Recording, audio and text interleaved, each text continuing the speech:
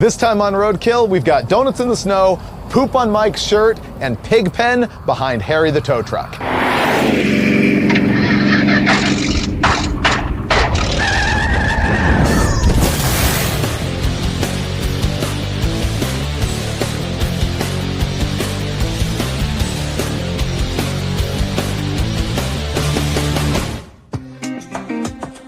I spotted this 71 Ford tow truck on Craigslist in Colorado and had to have it, and so we came up with an excuse to make a show. Because when you have a tow truck, you haul junk, and that was about the extent of our plan. Well, that, and it was about time for a good old-fashioned roadkill road trip. Where'd you bring us? We're in Fort Collins, Colorado, which is nice and snowy. I'm really looking forward to another road trip, actually. We haven't done this in a while. Yeah. This is like a flashback to our very, very first trip. I last wore this coat in Alaska. Yeah? Yeah. It's been in the closet ever since. 13 degrees. Now it's getting serious. Let's go meet these guys and meet our tow truck. All right.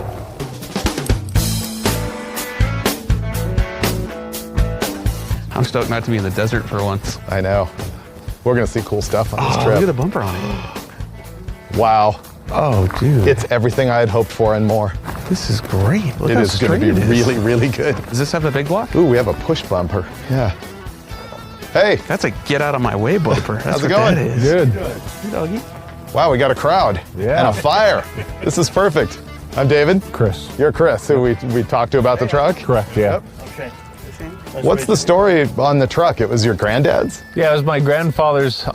He owned a mechanic shop since the 60s or 70s and moved out here and wanted four-wheel drive and had some extra four-wheel drive parts, and it was a two-wheel drive truck. Oh, really? It's been converted. Been converted and built the whole tow truck system inside the shop and Cool. rigged it up the way he wanted it and would work for what he wanted, you know. Homemade. And does it work? Can I tow stuff? Oh yeah, it works. So it's completely functional.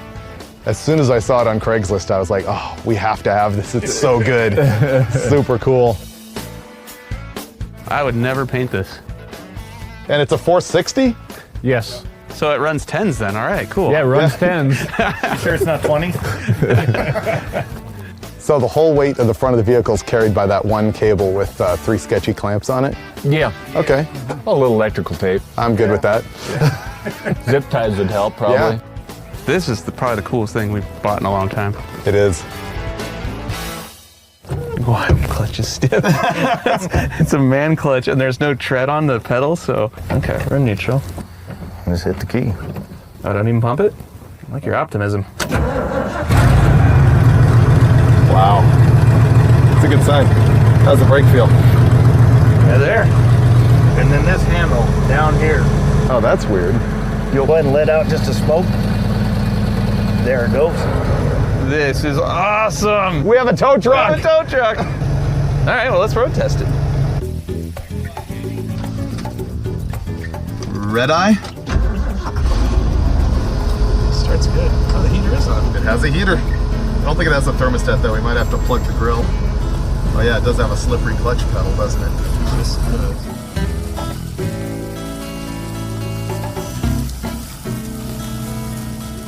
We have a tow truck. I know, I feel pretty good right now.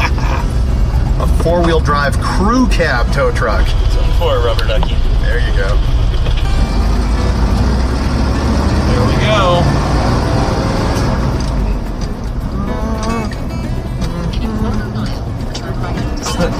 Okay. I wonder what top speed on this tow pig is with the 4-speed. I don't know. It's an interesting noise. I expected a lot more banging and clanging and wind noise and smell in the interior. Yeah. Kind of disappointed. Harry took really good care of this truck. Yeah. So far, this thing's pretty nice. We have a tow truck. Yeah. So Harry turns out to be pretty good. Thing runs and drives fine, but the front tires are bald, and so we're gonna go get some new ones. It's not just a tow truck, it's a wrecker. That's what they used to call them, and we're bringing it back. Harry here is a 1971 Ford F-350 crew cab. Now what's special about this is in 71, they didn't make an F350 4x4, but this old guy Harry, he converted the truck. This one came with an FE engine, but he also stabbed in a 460 big block. The truck's also a 4-speed, it's got a divorce 205 transfer case. He built this entire tow rig on the back, which weighs a zillion pounds, and he's also got the interior just hosed down with all the cool old man stuff, and only a little bit of wet dog smell. Woohoo! We bought a tow truck, and we did the responsible thing. We went straight to the tire store, where they put the wrong tires on the front of this thing. So we're waiting for more tires, and as you can see, it's getting dark, so we're probably not gonna leave tonight. I think what we'll do is wait for tomorrow when the snowstorm arrives, because that'll be awesome.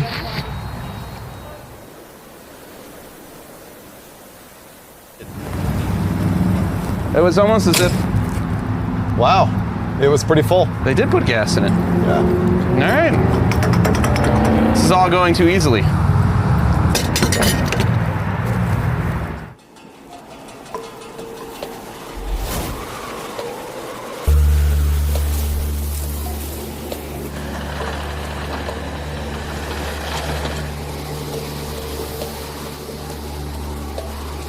So we did have a plan, but at this point I think it's just survival. And just like you predicted, Blizzard. inches. Yep. Which is rad because we decided yesterday that we were going to go rescue Pigpen from Flagstaff, Arizona, which is about 11 and a half hours from Colorado in a normal car without snow.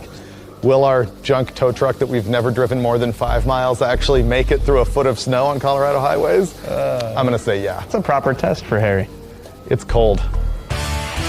Yep, the plan here is to go get Pigpen, the 50 GMC truck that we had dragged out of a junkyard back in episode 31. We thought we killed the thing, and so naturally we sold it to a buddy, and he found out exactly what was wrong, but Finnegan doesn't know that yet. All he knows is we're gonna go snatch it with the wrecker. The thing about it is, I own proper snow clothes, and as you can see, I brought the pants and the jacket, forgot the boots. And I don't anticipate being in snow for more than 12 or 14 hours, so the last thing I want to do is go spend 120 bucks on some snow boots when I have a perfectly good newspaper here. It was a free newspaper too. Oh yeah, this is good. Could probably run a marathon on these things.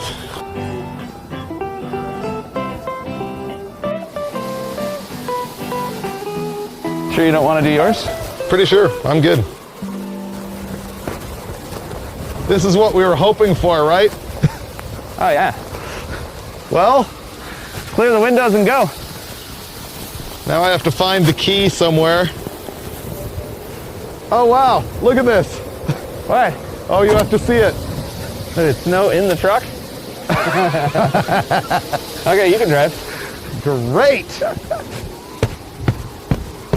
This blows. Literally, oh! Really only on your side. Oh, it's wet and cold. It's snowing inside the truck. Look at this. Miserable. Ready to see if it'll start? Sure. I bet it's gonna start, no problem. Oh yeah, we're good.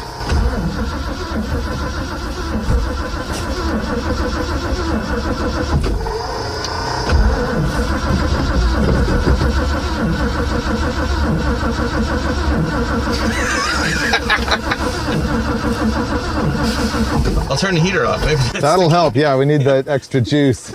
I wonder if it has a choke and it's like stuck shut. Oh, yeah, it has a choke, I think. Fix it, I'm driving. I think the choke's just stuck.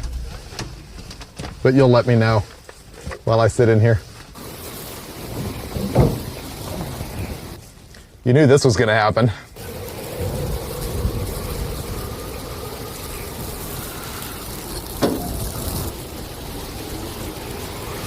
All right, try it now.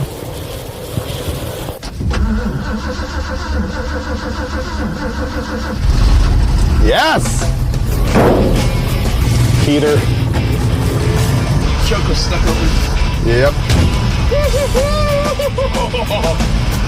Ready? I've never driven a tow truck in the snow before. So far, so good. Oh, we're fine.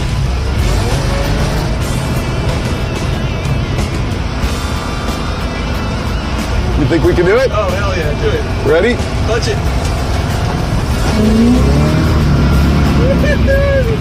Yeah, you got this. Oh, yeah. Tow truck lifting. That was pretty good.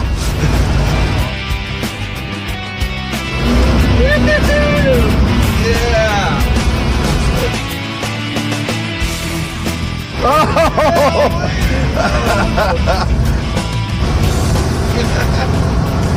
Ah, yeah. Good entertainment.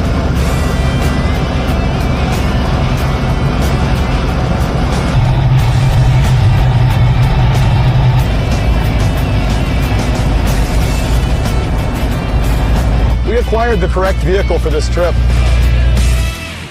We survived in the snow so far, but there's no windshield wiper on the driver's side, or there is one, but it flops around and does absolutely nothing. And there's no heat getting in the engine because it's so cold out. It's like 20 degrees, and so we got some cardboard that we're gonna put in front of it to try and build some heat so we can get some temperature in the cab. Right now the radiator has ice cold air hitting it, keeping all the engine coolant that's getting cycled through the engine by the water pump ice cold. So the engine's not really getting warm, which means the heater core is not getting warm. So the defroster's not working, there's no heat coming out. So what we're gonna do is we're gonna block the radiator from the cold air. So the coolant will get hot, the motor will get hot, everything gets hot, we stay warm. You do that right, you won't even need zip ties. Nope. And I did it right. There we go. Hey.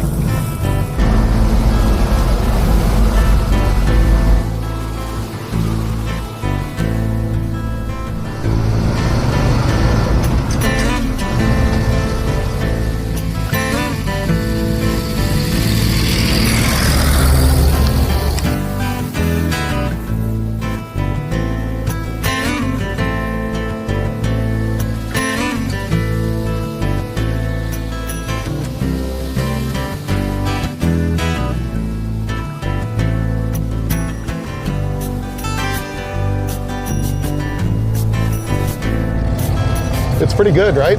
It really is. It's fun to drive. Just needs a short throw shifter. It should be dialed.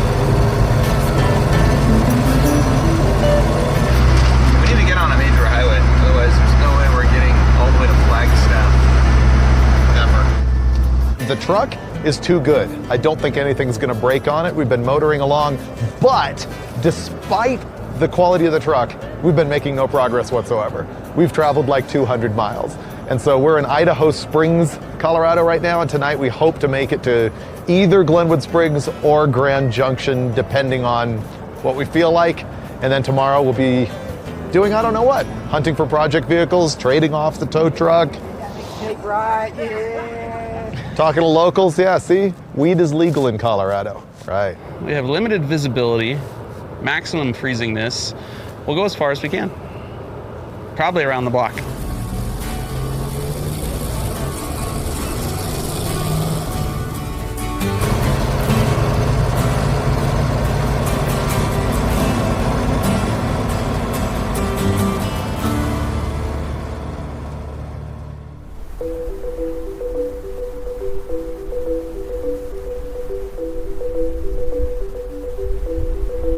Snow isn't falling quite as bad today, but it's still freezing cold. I think it's like 20 degrees or something like that.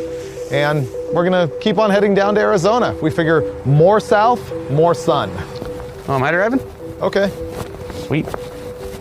Would you mind, Jeeves, cleaning off the windshield? Since I'm driving? Oh, I just took that bullet, didn't I? Wow.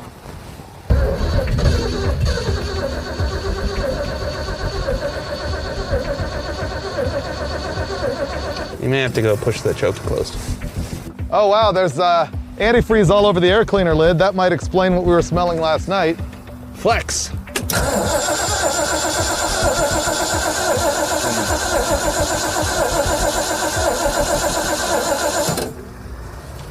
Okay.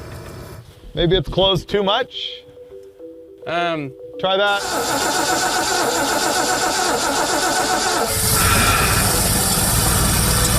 That's what's called a manual choke.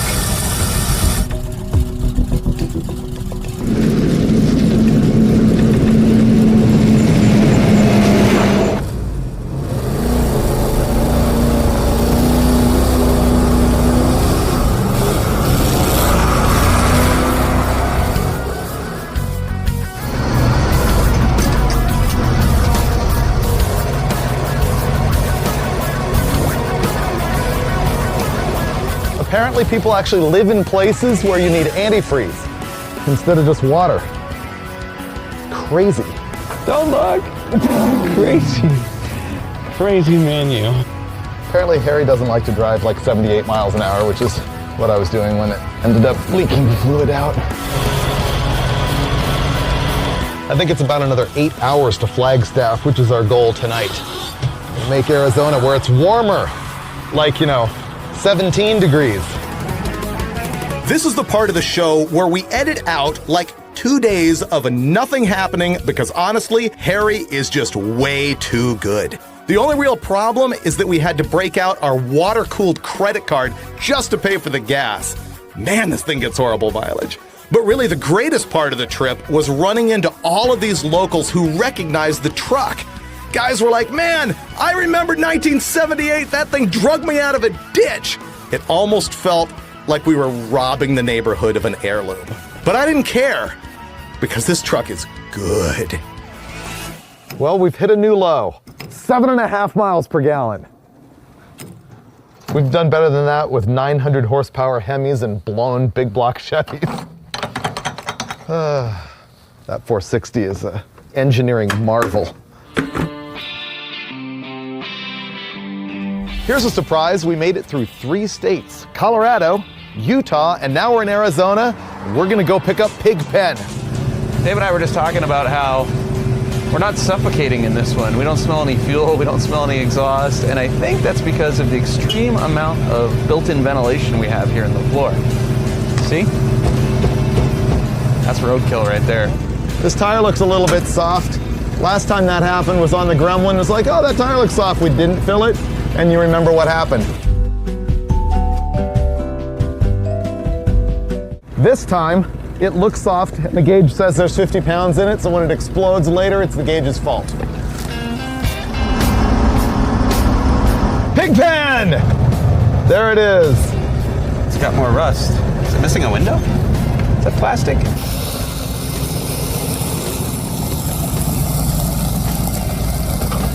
Yay! Just when I thought this was out of my life, it came back. Doesn't look any different. Nothing's changed. I want to know if it's still running off the gas tank in the bed. Yeah, this might not be running. It's all in one piece. Except for the fuel system. Oh, we got nothing? There's no jar up here.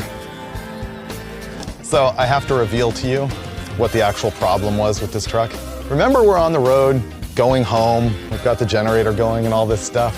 Yeah. Remember how it's like steaming out the head and a valve cover and we can't figure out what's going on? Yeah, massive crankcase pressure. Massive crankcase Every pressure. orifice leaking oil. This right here is basically crankcase pressure. It's not overheating. It's not overheating. It's oil coming out of the valve cover. Yeah, apparently the exhaust pipe was completely kinked shut. Oh. That was it. Where? It had like the muffler here and it was just folded in half. I saw pictures of it. Oh. Yep. How did we never see the exhaust? I never noticed the exhaust system on this thing. Okay. We're towing it for sure then. Well, the truth is we probably could get Pigpen running if we were stranded somewhere and cared a lot. But Finnegan's pretty excited to try out the tow truck and I can't really blame him, so we're just gonna hook that thing up and tow it out of here instead of driving it. I'm a little disappointed, but we can make it happen back home. But will we? No. 1, 2, 3. Okay, let's go ahead and just drag it back with that other truck that's sitting here. It's official. We have a tow company now. Look at how professional we are.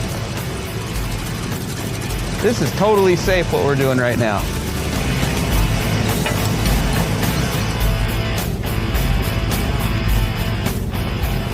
Okay. Let's lower it down now. Okay, coming down. Oh, that is so cool. And this is the part where he explained how to do it. But I gotta be honest, I mostly forgot what he said. The chain is what's gonna take most of the weight, right, and this is just sort of the safety. This needs to come down more and slide under the truck. He has dog poo on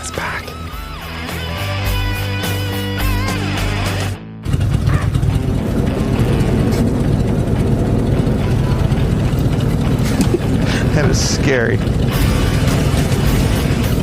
All right. Oh, that doesn't look right, does it? No, not a bit. It could be worse. See that crack? That's in the weld, and it's cracked all the way around, and this is attaching one side of the tow bar to the truck, which is keeping this from running into it and stabilizing it left to right. The other side is just as bad. The original mount already ripped off, and there's another one that's sort of bolted together.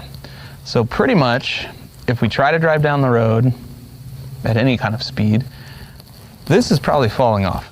Where do you go get to the 220 welder that'll burn through cracked 1/4-inch plate? My house.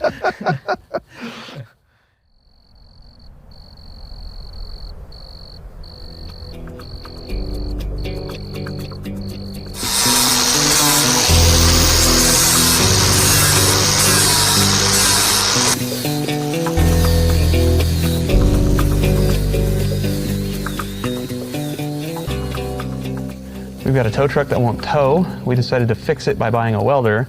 We bought an awesome Miller 211 welder that'll weld on 110 or 220, but that's the wrong adapter. It won't fit the 220 outlet in this house. And the way we're gonna pull this off is we're gonna use a propane torch to heat that metal before we weld it, and that will enable us to get good penetration running this in 110 mode.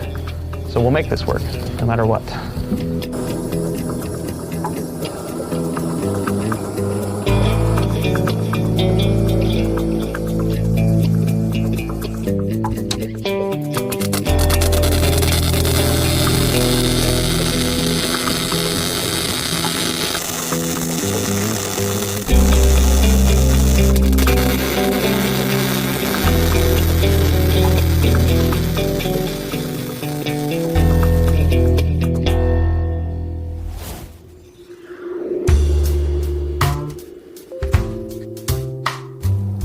That looks safe.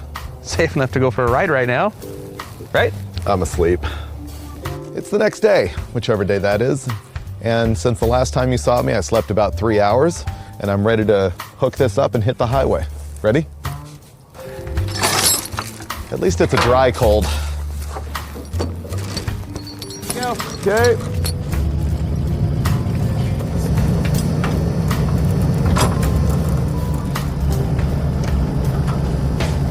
Go, baby, go.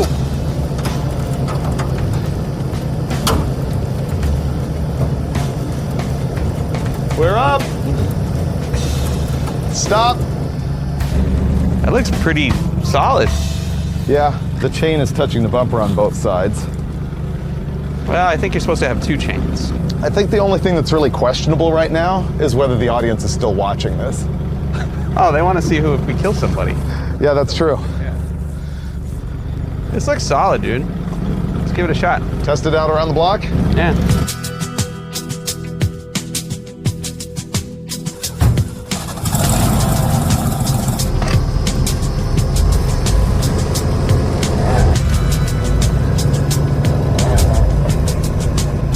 Suppose it's just like back in the trailer. It is just like backing a trailer. Good.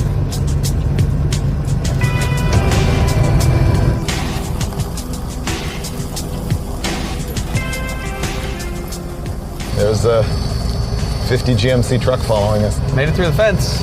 Okay, I'm gonna go look at it.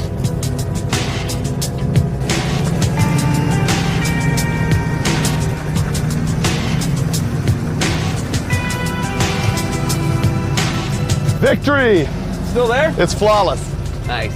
Okay. So does this mean we can apply for our business license now? Sure. I think we're qualified. Sweet. Go pick up that Lamborghini. That was easy. Yeah. We'll get insurance like that. No problem.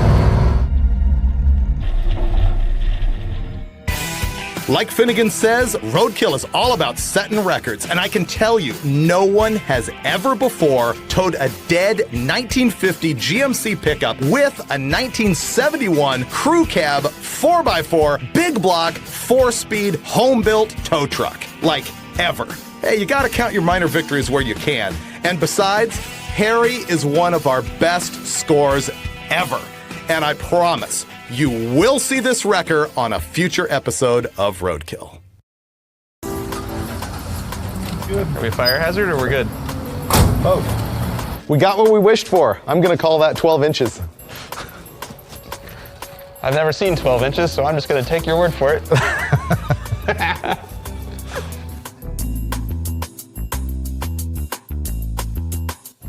That's a curb. There's another curve. That's a curb. Tow truck donuts, setting records. Never happened before. Never. Not here in this parking lot. With us. On this day. With a 71 Ford crew cab. In this store. Tow truck driver is everywhere are thinking these guys are morons. Right now, my feet are not cold at all. And Finnegan has been like marveling at the fact that I'm perfectly fine. So this will You be- gonna walk on the fire? Yeah, it's gonna be like walking on the coals in reverse. I'm guessing it's pretty cold. Go there. Keep going. Right there. Okay, stop. Stop. Don't move. Don't move. Let's be scientific That's kind about of cheating. Getting cold. It's cold. this. You're so weird. I admit that was cold. He is human. This time we go to drag weekend. We spend money we don't have on a truck that doesn't deserve it to go slower than we really want to do. And Finnegan wears a dress. It's drag weekend, right? Maybe.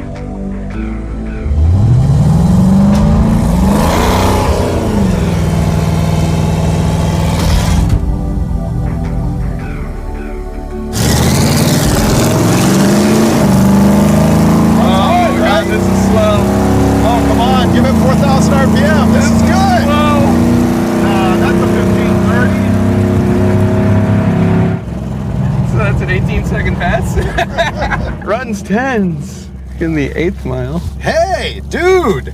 1410 at 96. What? Yeah! Let's take the air cleaner off. We're going in the 13s. We're going into 13s. Wow, we need were not tools. giving this enough credit. This is virtually 10s. See, 1410. So our plan here is to take the Maserati, our Olds-powered rear-engined Mazda pickup, and compete at Hot Rod's Drag Weekend event. Now, the deal here is 3 drag races in 3 days at 2 different tracks with a road trip back and forth between them. We know that we know how to road trip. We're pretty sure we know how to drag race. And we're pretty sure that the Mazda does not run 10s in the quarter mile, no matter what we were told by the guy we bought it from. But in this episode, we're gonna give it our best shot. Because I think we can tweak it into a 1390 right now. Yes. Just by fiddling with stuff. Oh, yeah. And then we have cylinder heads, camshaft, intake manifold, different carburetor, and of course, nitrous. None of which we know actually fits on this motor. Right? We'll give it a try.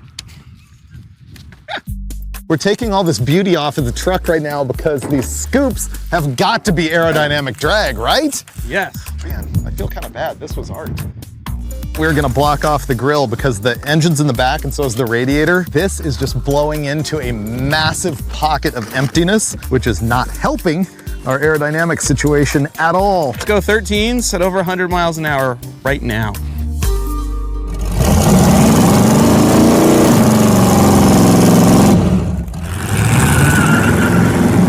Oh, look at it burn the tires! Come on, girl. Oh, it feels faster. Definitely feels faster. Woo-hoo-hoo. Go, baby, go. 1358 at 102! I'm stoked now. I thought this was gonna be an utter failure. This is cool. How'd it go? Oh, it's fast. What do you think it ran? Oh, it's well over 100 because it's squirrely up there now. 1358 at 102. Really? Yep. We knocked more than half a second off of it. And there's more there because I was trying to cut a light and I didn't pay attention to where I left at and I could give it more RPM off the line. Yeah? I've never been so excited over a 13-second pass. I know. I mean, I'm still disappointed in mankind. You know, we That did it's have not tens. We did have a guy. He lied to us. Yeah. Like, just looked us in the eye and lied to us. I thought we were well over that by now. Okay, I'm over it now. Okay. I realized we weren't giving that seller a fair shake because the reason it wasn't running 10s or doing wheelies was obviously traction, right? Obviously. So, He must have had slicks on this before. yeah. Drag radial, sticky. Proper break-in procedure, not happening. Guys, just prep the track and we're gonna go out there and make another pass. I'm gonna shift earlier because we're going well past peak power right now. Look at the glue. See? Losing. Oh. Okay, we're good.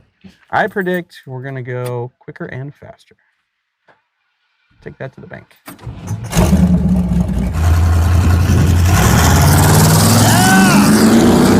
Oh yeah, left way That's good. We got this now. Come on. 1340 something. Go, go, go! We're in high gear way sooner than we were before. There you go. Pretty 1342, good. best of the day. I don't know if we're setting records, but it felt good.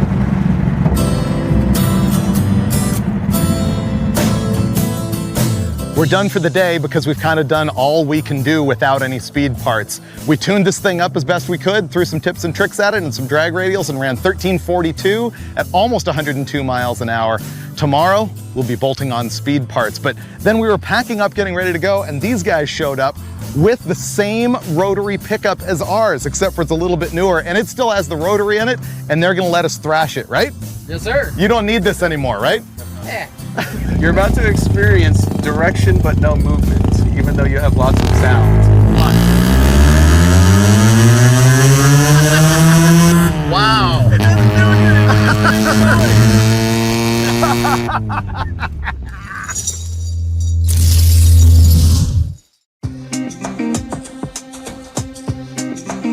Unbeknownst to me, it's Wednesday, not Tuesday, and we have to be in Chandler, Arizona tomorrow to register for drag weekend. We're not fast enough, so we're gonna slap Edelbrock heads, a used Edelbrock intake that my high school buddy Keith brought to me this morning, and brand new comp valve train in this thing in the quest to get it in the 12s so we can spray our way into the 10s. Are we actually gonna have it running later today to see if it's quicker, or are we gonna be reverting it to stock? Well, we kind of have to since we need to be there tomorrow. Right. So, yeah. Thursday. This is a nickel. This is gonna decide which used Edelbrock intake manifold we're gonna run, because we're not even considering the Offenhauser right there. I think I'm leaning towards a performer, but let the nickel decide. But that's purple. It does have its merits. Head's purple, tails, performer. Tails. All right. Good to go. That was scientific. It's not Barney Day, I guess. That's how to pick your speed parts. First up, we just needed to tear the engine apart and find out what we had. We were gonna gut this thing pretty badly. Intake manifold gone, all the valve train, the cylinder heads, and probably the camshaft, but I'm not sure just yet. This engine's actually in really good shape between the forged pistons and no ring ridge and somewhat clean inside and flawless lifters. We're good to go. I wonder if it has some sort of a camshaft in it. It has that Schneider cam. The specs are in the glove box. Why are we changing the cam? We don't know what that is. Oh, you said the specs are in the glove box. I didn't read them. Remember how I said that there was cam spec information right here in the glove box? There it is. Were you gonna decode it off of the vinyl? Yeah. If he was really serious about horsepower, he would have put that on the truck, because they work. We know this. Chrome air cleaners and stickers add horsepower. It's a fact. Maybe he wanted it to be more of a sleeper. See this U-shaped bracket right here? This is the front engine mount for this Olds Toronado deal. The motor mount is bolted to the front cover, therefore eliminating our access to the camshaft. We'd have to lift the thing up, it looks like, from here at least 1.5 to 2 inches to get it out. We don't have a hoist. I got it. What? 2x4 across the bed rail, ratchet strap down to the head bolt right there, holding the motor up. That's pretty good. I like that. That will work. Yeah, I still don't want to do it. We stole the most termite-infested piece of wood we could find.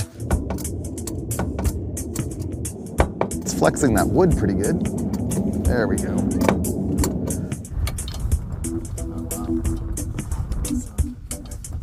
Yeah! There you go, friend. Victory! Whew. So that's all it's holding the whole front of the motor up. And that heavily bowed piece of wood you've got your hand on. Just enough room in front of the motor. That would have been Just enough room. Our new cam from Comp is an XE274H Extreme Energy, 274 degrees of advertised duration. This is going to be the magic. I think our peak power just moved up from 3,500 RPM.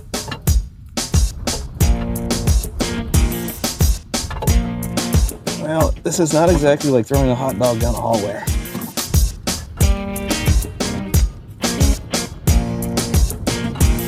We're trying to get the camshaft in, and it looks like the cam bearing journal is larger than the cam bearing, and it won't slide in nicely. Flawless. Not flawless?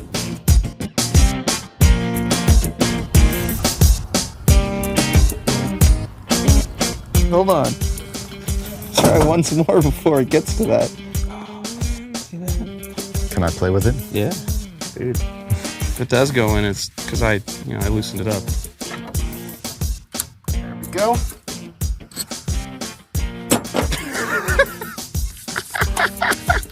It took him about 30 seconds to do what I could not do in probably half an hour, 45 minutes. That's my favorite roadkill moment ever. I'm never, ever living this down.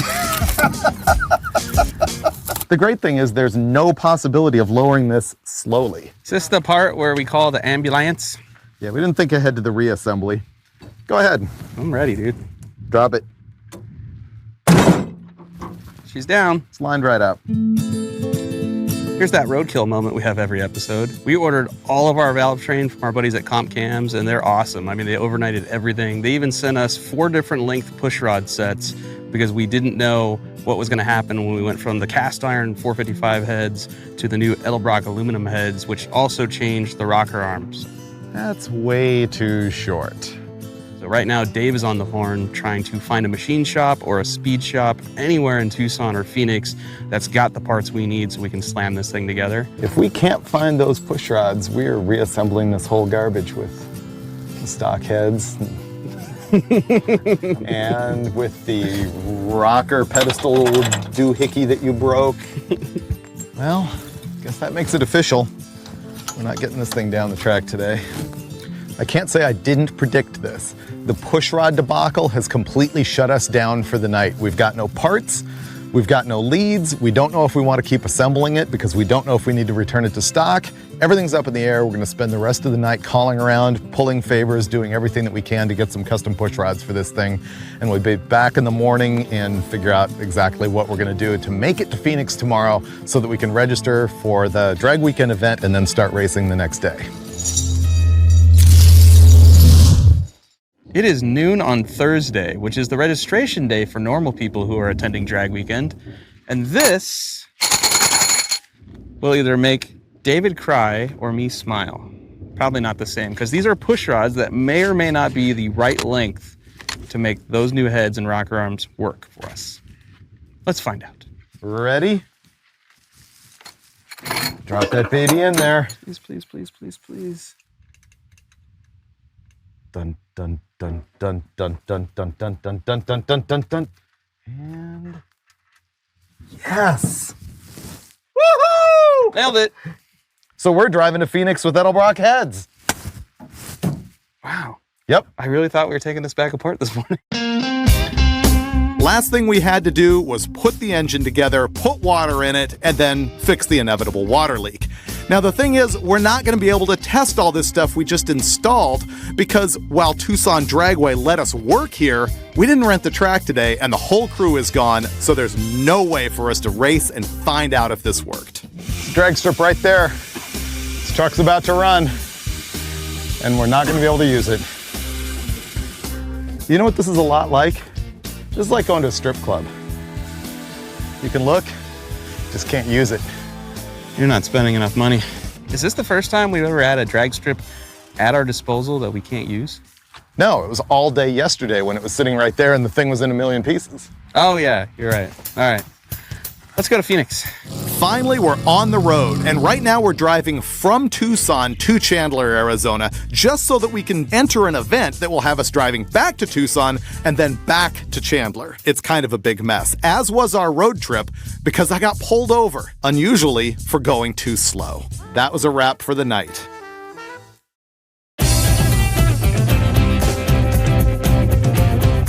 Our truck looks incontinent.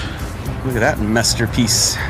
Well, it's race day for other people. Meanwhile, we're here in the parking lot trying to figure out why there's oil all over the ground and engine compartment of the Mazda.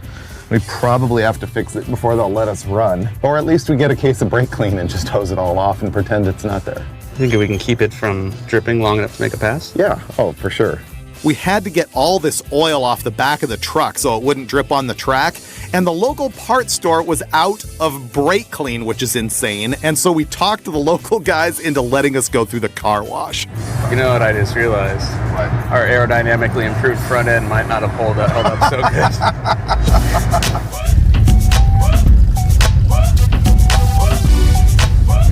We got the important stuff out of the way, like getting the truck washed, and finally made it here to Chandler, Arizona. This is Wild Horse Pass Drag Strip Hot Rod Drag Weekend event, and here's how it works. It's 3 races in 3 days with a road trip. So we race here today, and then this afternoon we drive back to Tucson, and then tomorrow we race in Tucson, and in the afternoon drive back here, and then on the 3rd day we race again right here at Chandler. But in order to stay in competition, you have to run every single track, and so we got to thrash to get this thing ready to actually race it.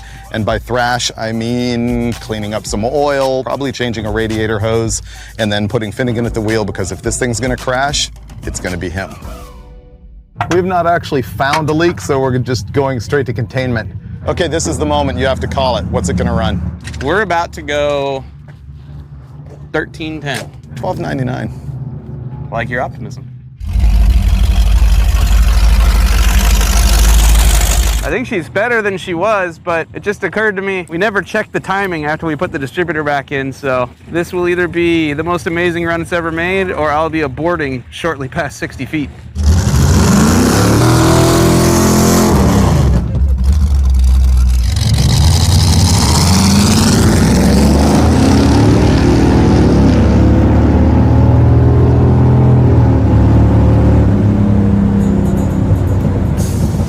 We made 3 passes in a row, improving each time. Last one, 13:11 at 104. So that's best ET, best mile an hour, but it should be quicker than that. What I don't know is what the density altitude is here today and whether it's better or worse than yesterday. And I don't know where he's shifting the thing, and we don't know where the timing is, so we're gonna go figure all of that out and still hope for that $12.99. This is the first, maybe only time we've ever taken something apart, put it back together on Roadkill, and actually improved it. Picked up 0.3 of a second, and that's with this thing pushing through the starting line. Like, I'm sitting there trying to take off, and I give it just a little RPM, and the brakes won't hold the truck. It goes right through the starting line, starts the clock before I've even taken off. So this is legit a 12-second truck if we could maybe bleed the brakes or do something to it. New shoes, anything to improve this thing. Or hell, how about we put some brake fluid in it, because there's none in there right now. Dude, what? I'm ecstatic. Why? We actually bolted parts onto something and improved it. By lowering our altitude. Whatever. And if we go again right now, this second, it runs in the 12s. Because it doesn't have wide open throttle? No, because there's no friggin' brake fluid in there. Okay, give it a shot. Get the 12-second tune in there. Doing anything? Oh yeah, there's air in there. But at least it now has fluid to push through the system. The pedal feels better. Let's get a timing light on it. Yeah. That was a lot. I like big changes. That was 30. That wasn't 30. That wasn't 30. I'm going for 12s, all right? I gotta make big changes. All right, well, maybe it was a little bit too much.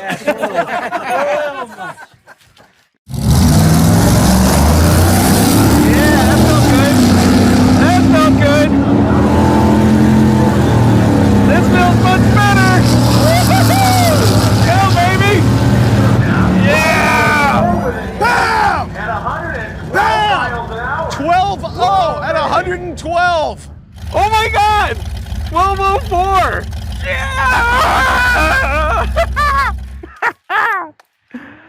Oh my God, that was awesome. This is probably the most we've sucked the least on any roadkill ever. Dude! Bam! All the bam! There's more left. That's amazing! There's more left. We need tranny fluid. It does wheelies. Does it? Yes! Wow. Textbook paper slipper. So we That only much. have to talk smack on the guy that sold it to us 50%. Exactly. I don't care if we leave the crank on the racetrack on Sunday. No, I don't As long as we either. get into the tens. We just need to prove the guy right. I don't want the whole world thinking he's full of crap. Well, that was a huge victory day. Almost 11s, but not quite, which gives us a goal. Right now, we got to pack the thing up and drive all the way back to Tucson before running all day, maybe putting nitrous on tomorrow, and then driving back here. Survive the road trip. It's like Groundhog Day back here at Tucson Dragway, except for this time, Hot Rod Drag Weekend is in full swing. I think our plan is just to like degrease this thing again because it leaked everywhere and then make a pass. We're probably not gonna go faster here today because of the altitude thing. Then we're gonna get out of here, throw the nitrous on it so that we can road trip back to Phoenix and try and run that 1099 tomorrow. What's gonna happen? 11-second pass. You think so? At altitude? It's only 3,300 feet. I think we have a chance. Let's do it before it gets hot.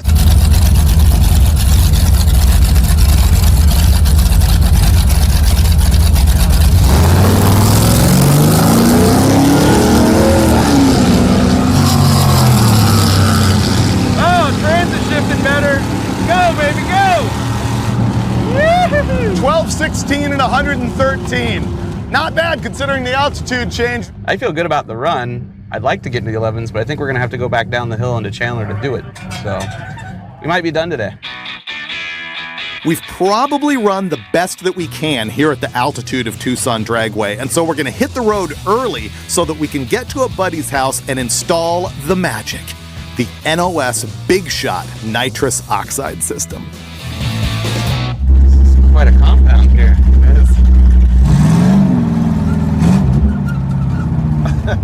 Rocks.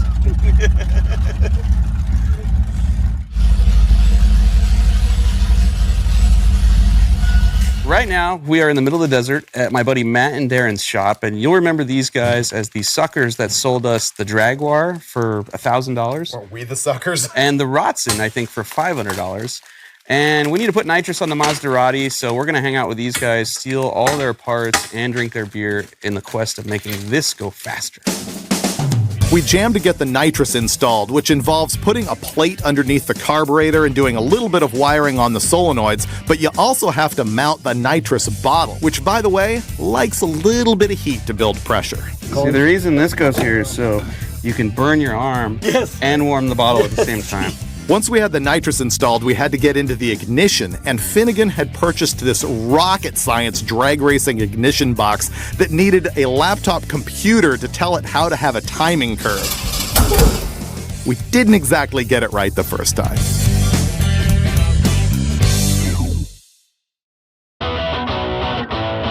After a lengthy thrash last night, we executed this fine piece of electrical engineering. Finnegan made me wear pants today, so I have to drive. Who wears the pants in this family? This guy. Matt and Darren are back, helping us out with the nitrous system after we used up their entire shop last night. Right now, they're flowing the nitrous, which means they're squirting the gasoline through an orifice that's the same size as our fuel jet in the nitrous system and setting the flowing fuel pressure at 6. You're kidding me! When we were testing the program and stuff earlier, we had the nitrous activation switch unconnected. When it got hooked back up, it got hooked back up wrong, which opened the solenoid. So the whole time that the engine was running when they were testing the fuel pressure, it was pouring gas in the engine. So all the cylinders are full of gas, which is awesome. Look, look, look, look, look.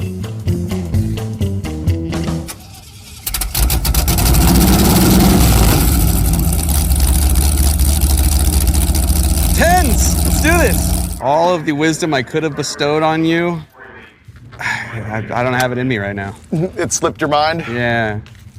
Oh, yeah. It's going to hook hard left after you leave the starting line. Okay. So maybe put a little right rudder into it. And So normal? you'll be good. Well, this will be our last episode of Roadkill. really appreciate everything you guys have, given me throughout my career. And, thanks for the teamwork and partnership. I got dulcets. We're fine. I got to poop, too. Okay. So if you could hurry this up. Oh, I might not make it. Is there a bathroom here? Really? I got to go. We can wait for you to splatter. Yeah, I've been holding it a while. In the tower. All right. Sorry. We only have till 3 o'clock and it is 2:42. Solid chance that poop goes for that full 17 minutes. I don't know if Finnegan ever realized that his bowel movement was going to become a plot point. I'm just getting down to my race weight. That's all.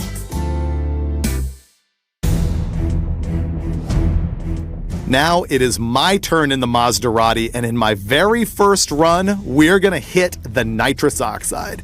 Finnegan had this thing tuned up so that it wasn't gonna hit all of the 180 horsepower worth of nitrous right from the starting line. Instead, it's going to progressively feed it in 1.5 seconds into the run, and cross your fingers that that is enough spray to make this thing run in the 10s.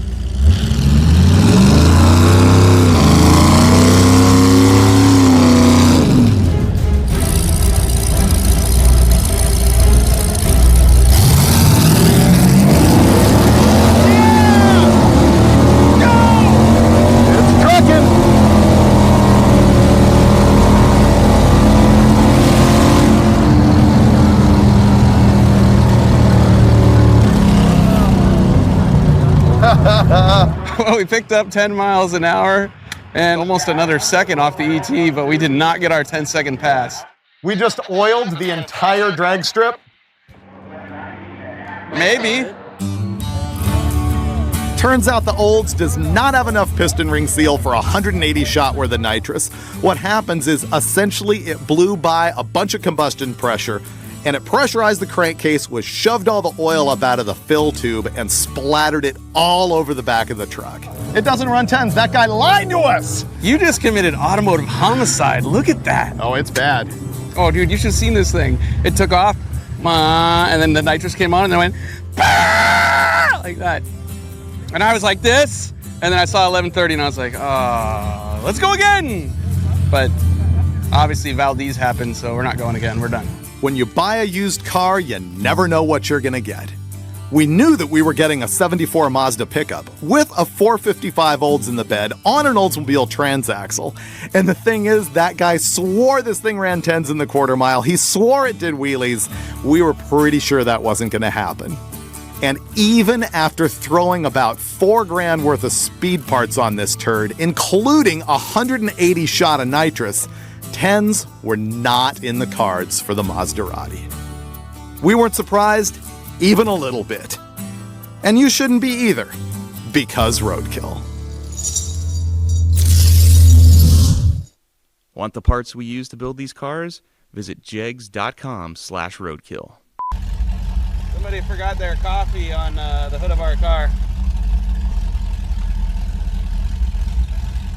You want to do anything about the coffee? It'll solve itself in a minute. That's littering. Ah, it's too far. Oh, and it's gone. Let me tell you something. There is no one that I trust better or more than David Freiburger to sit in front of a bomb. I mean, a Mazda with a 455 Olds in the bed with nitrous. You can do it!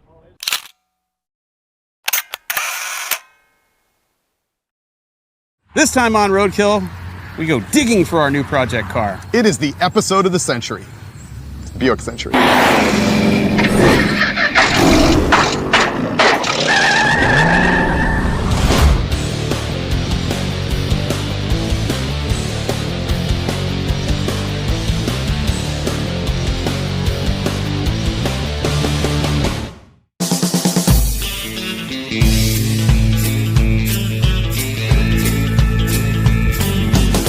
Dave and I are here in Tennessee. It's Monday, we're at a junkyard with no name, and it's full of cars hidden in bushes. And right now, we're gonna find something we can rescue by Friday. Where are we? It's spelled Lebanon, but here they say Lebanon, Tennessee. Hey, Sammy. A couple months ago, Finnegan was hanging out with some fans who mentioned that they knew this guy, Sammy. Sammy's a character. I don't know this guy's last name, and it's debatable whether or not he actually wants to sell anything. And so this is where we ended up trying to find our latest bit of junkyard gold. Sammy, we're gluttons for punishment. Yeah. So we like to go to junkyards and then buy cars that haven't run in a long time or shouldn't run ever again and try to get them running. What is this? 67 Buick Wildcat convertible. I can't even 41 see Nash. a car in there. What is this? I thought he was screwing with us. There's a Nash in there? Oh, there is. I like Pintos. Yeah, here's some skin toes. This one's got racing stripes on it, so you know it's fast. Yeah. Is there a barn back there? No, it's just the wall. What's the wall hiding? Bushes. Hiding bushes. What's your ultimate plan on this? Sell them, let them sit, enjoy them? I guess I'm doing it.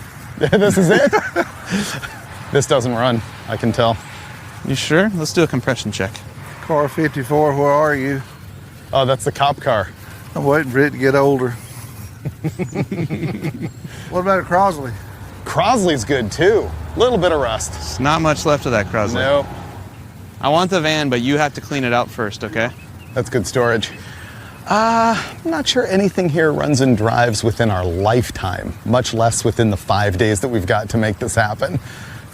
Which I would like to say doesn't scare me, but it kind of does. Did you find any snakes yet? No. Ooh, I'm liking the looks of this. Oh, car covers. Car covers means good. Is this where you hide the snakes? Yeah, That's a Hemi Roadrunner with a Hemi in it? yeah, original. Woo, we can't afford that. No, probably not. I like this place because it's like samurai, Superbird. You gotta have something for everybody. You realize if I had this much land, it would look exactly like this. What's in that barn? More junk. Somebody beat us to it. That's a little creepy. Somebody beat us to it. No motor. Got a place for one. Yeah, I didn't see anything that looks like, oh, we can do this. It'll be easy to narrow things down. Yeah. So we've been walking around here for at least half the day, and this guy has a lot of stuff. And if you need parts, it's fantastic. If you're trying to make something run and drive, I don't know if that's happening in 4.5 days. Believe it or not, Sammy has some legit, really good cars that are completely out of our price range. The rest of it is too far gone to get running in just a few days. So we came up with a scheme. This is a 1973 Chevy Corvette, America's sports car. What if we take a C3 Corvette chassis, and then we take the very worst body parts of C1 Corvettes that Sammy has laying around and put them onto that chassis with baling wire and duct tape to make the world's worst C1 Corvette? That could work, couldn't it? Have Sawzall, we'll use it. You're doing good. Maybe a little more to the left. There's pretty much no chance that we're gonna get this done in time without some help, and so we brought in a buddy of Finnegan's, Jeff from Devious Customs, who owns an actual fabrication shop, but is no stranger to hacking roadkill style. He was parting this out anyway. I'm trying not to feel bad about it. I have no guilt at all. We paid top dollar for this bottom junk. It's true. I feel like we're almost done.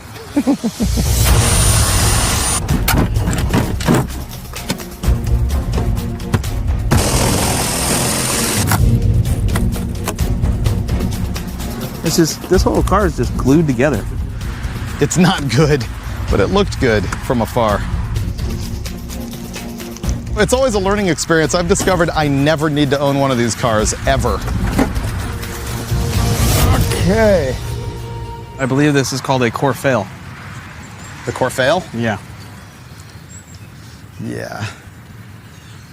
The Corhate? Didn't we already do one of these on Roadkill? It was really popular.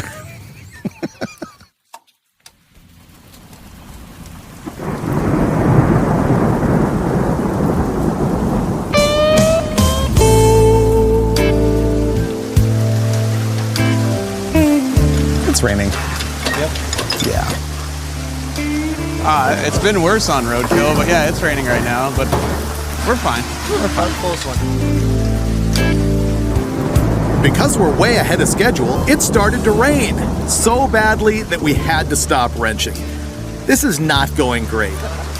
It starts raining right about the time we realized Sammy didn't quite want to give up the goods he promised us. So now, we need a new plan. This is pretty good. Our options are wide open right now because every car here, the snakes are getting washed out of the interiors. Yeah. So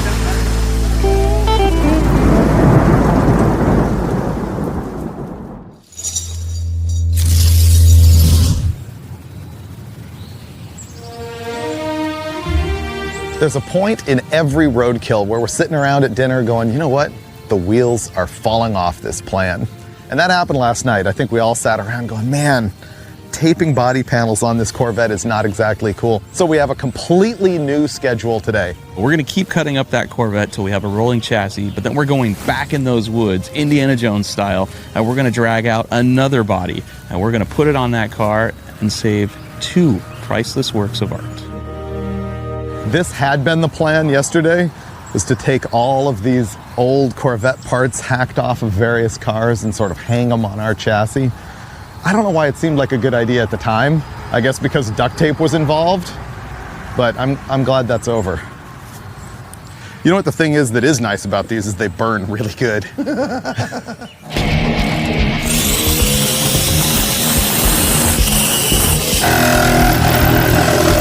This would be a lot easier if I was willing to touch anything in here. yeah, I don't blame you. This should be really interesting. We're gonna take the tow truck and try and use it to pull the body off. Does this seem like a bad idea to anybody else? Oh yeah. Ready? Yep.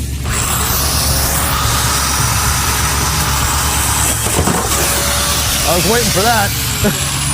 One down, one to go.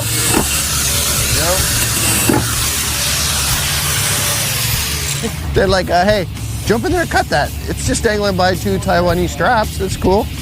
I'm like, all right, let's go. Yeah. One more cable. Oh. Hit it with the death wheel real quick. Got one more to go.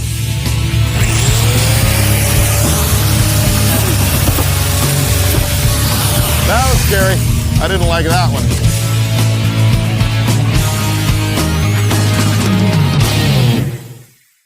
With a renewed sense of purpose, we headed out back to the yard.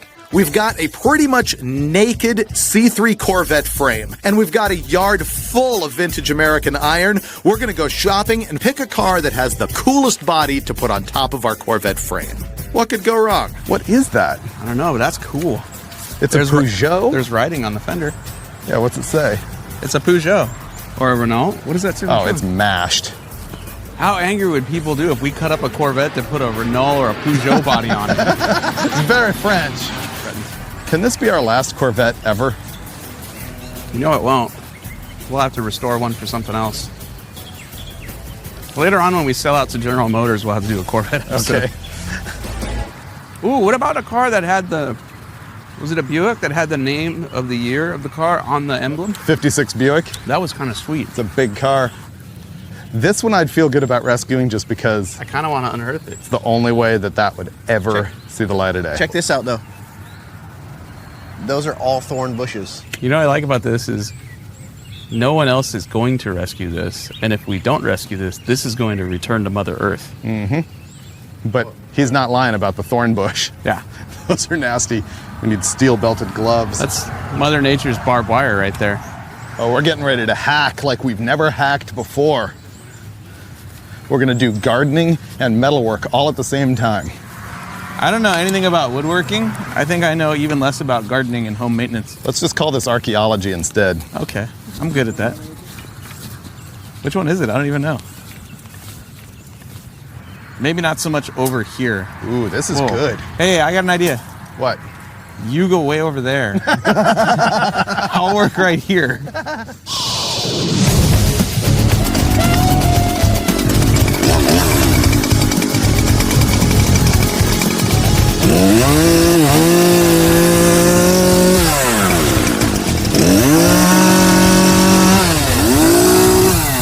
Don't hit the car.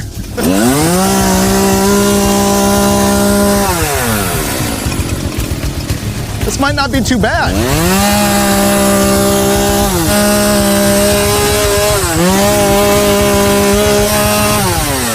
So Finnegan broke the chainsaw. Medic! Because he can pretty much break anything. And so we're going to level 2 here. New levels of whacking off.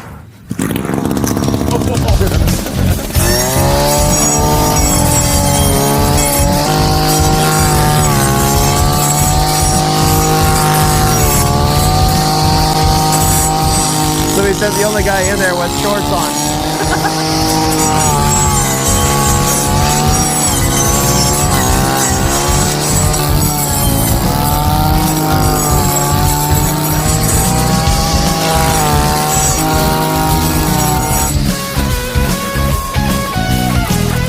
There's a car in there. The hood's not bolted on.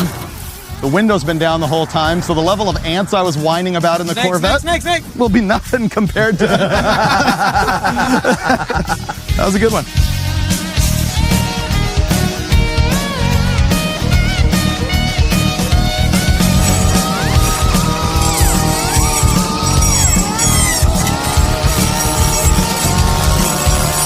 This is the weirdest start to a project car build I've ever been a part of. Because roadkill.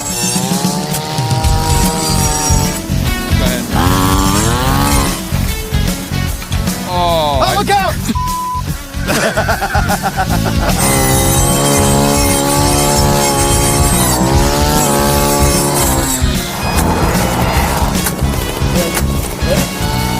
No job too small, no garden too tall. I've found so many cars and done so many things, but usually in California where you don't really get this type of thing. So I've never hacked an old car out of weeds before, or vines or bush or whatever that is. This is new for me. Hey, but we didn't get bit by a snake yet. They ain't over yet. By the time we had hacked the Buick out of the weeds, we were kind of attached to the thing. How long's that thing been in there, Sam? 25 years. And it became just easier to overlook the fact that this thing is garbage. But at this point, we're pot committed. I mean, we're 2 days into this. We're building this Buick no matter what, even if none of us are in love with it. Wow. Wow. Hey, where are you going with our car? I didn't know he was We wanna taking it look at around it. the block. Where are you going with our car? Call me crazy, but this is kind of a project. We still got 3 days. This side has sort of a mold look, and that side has the rust look. Forgot to rotate it. Brown on one side, then turn over.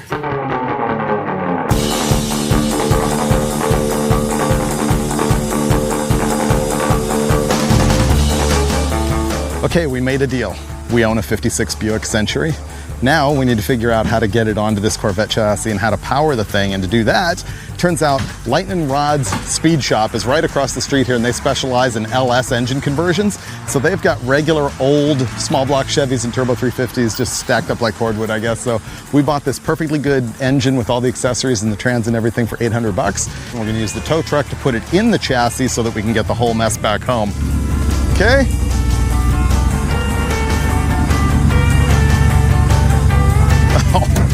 Wow, that was good. Nice work. That was Look at that, he super parked pro. at the exact right spot. Really pro. That's the smoothest engine install that's ever happened in the history of Roadkill. And all it took was removing the entire body of the car and having somebody else stab it in. Oh man, there's still a lot to do here because we got to get all of this garbage back to Finnegan's house. And the best thing is, man, I am just going to miss all of that because I had a meeting with Dodge back in Detroit and I had to split for a day. Okay, so you guys got this covered? Yes. All right, bye. Happy drinking. Bye. I mean, meeting. Nice vacation. Yeah. You know what that means. The inmates are running the asylum.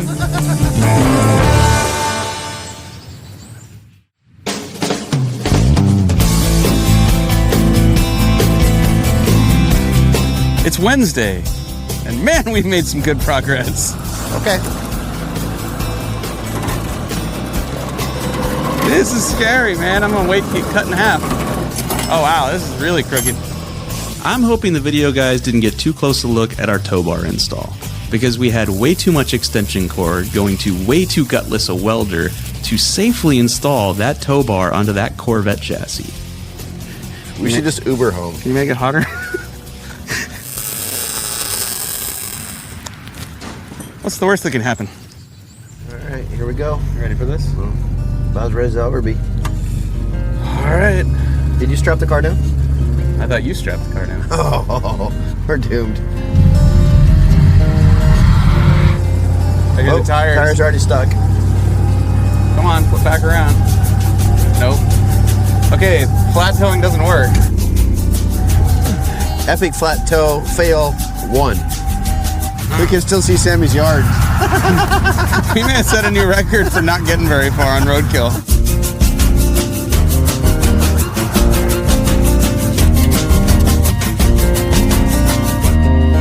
Yeah, I think this might work. All right. Here we go. So far, so good. All right. All right. Okay. Oh, it looks like a tornado behind us. There's just dirt cloud. We look like the Beverly Hillbillies. We do.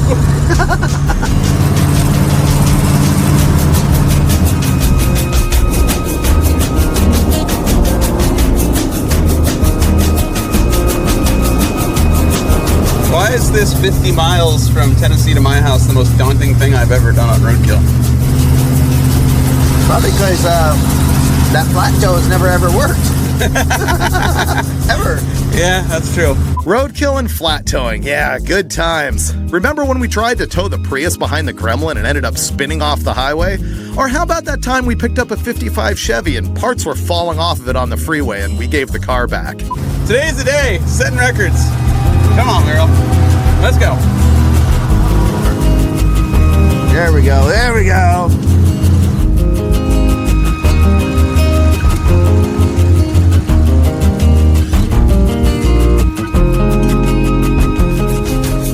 One Buick, one Corvette. We made it. Miller time? Yes! I'm gone for a whole day and nothing changed. This still has a bad idea written all over it. One thing I will say is, like, coming back to this after a day, I have no guilt about anything we do to this car. No. It's garbage. I feel good about this. This is a great idea. Make bad things happen. Are you good? Jeff's good. Oh, this is bad.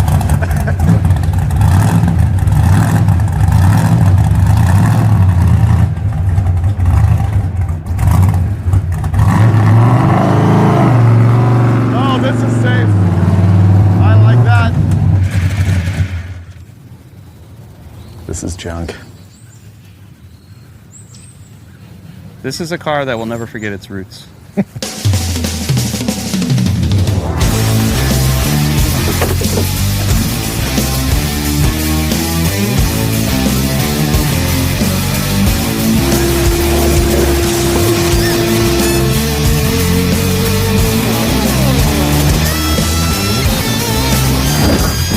That's good. That was good. Moments from that was remarkably easy. That's where it needed to be. Yeah. Yeah.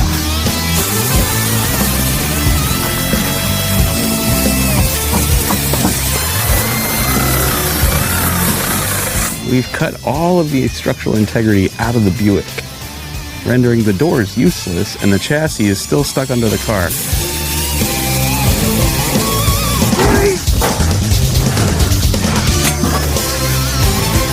Dropping. Ah, yeah, it wants to be free. So much hacking.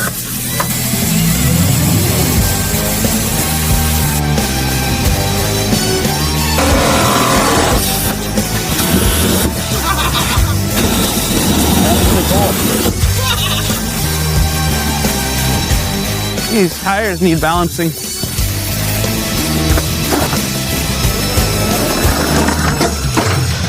Done. Bye-bye. How does it possibly look worse than it did when we pulled it out of the junkyard? Roadkill. Come on, dude. You know how. Wow. That's really bad. Should be called Project Shipwreck, because everything I touch looks like it came off the bottom of the ocean. We're done ruining the Buick for now, and we're gonna start ruining the Corvette chassis, which has a wheelbase that is 2 feet shorter than the Buick, so we need to add length to it. We're gonna chop the frame right behind the transmission cross member and take some 4x4 steel and just add the length that we need so the wheelbase matches up. Awesome. There we go. Getting exciting now. How many angry people are out there right now? That's what I want to know. This was a 73 Corvette with a 4-speed L something or other 8.5 to 1 compression engine, and we're just back halved it. Ow. That was bad. You almost died. Yep, that's what happens. You get you a little bit. A little bit. Well, That's just a scratch.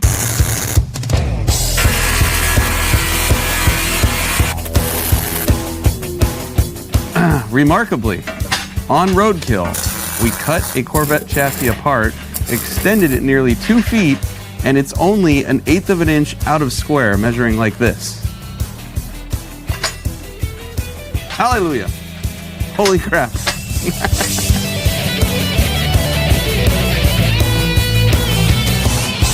So today was awesome. We fully gutted the Buick and we stretched the chassis of the Corvette. And I think what we're gonna finish up doing here is plating the frame and getting it ready so we can marry the two together sometime tomorrow.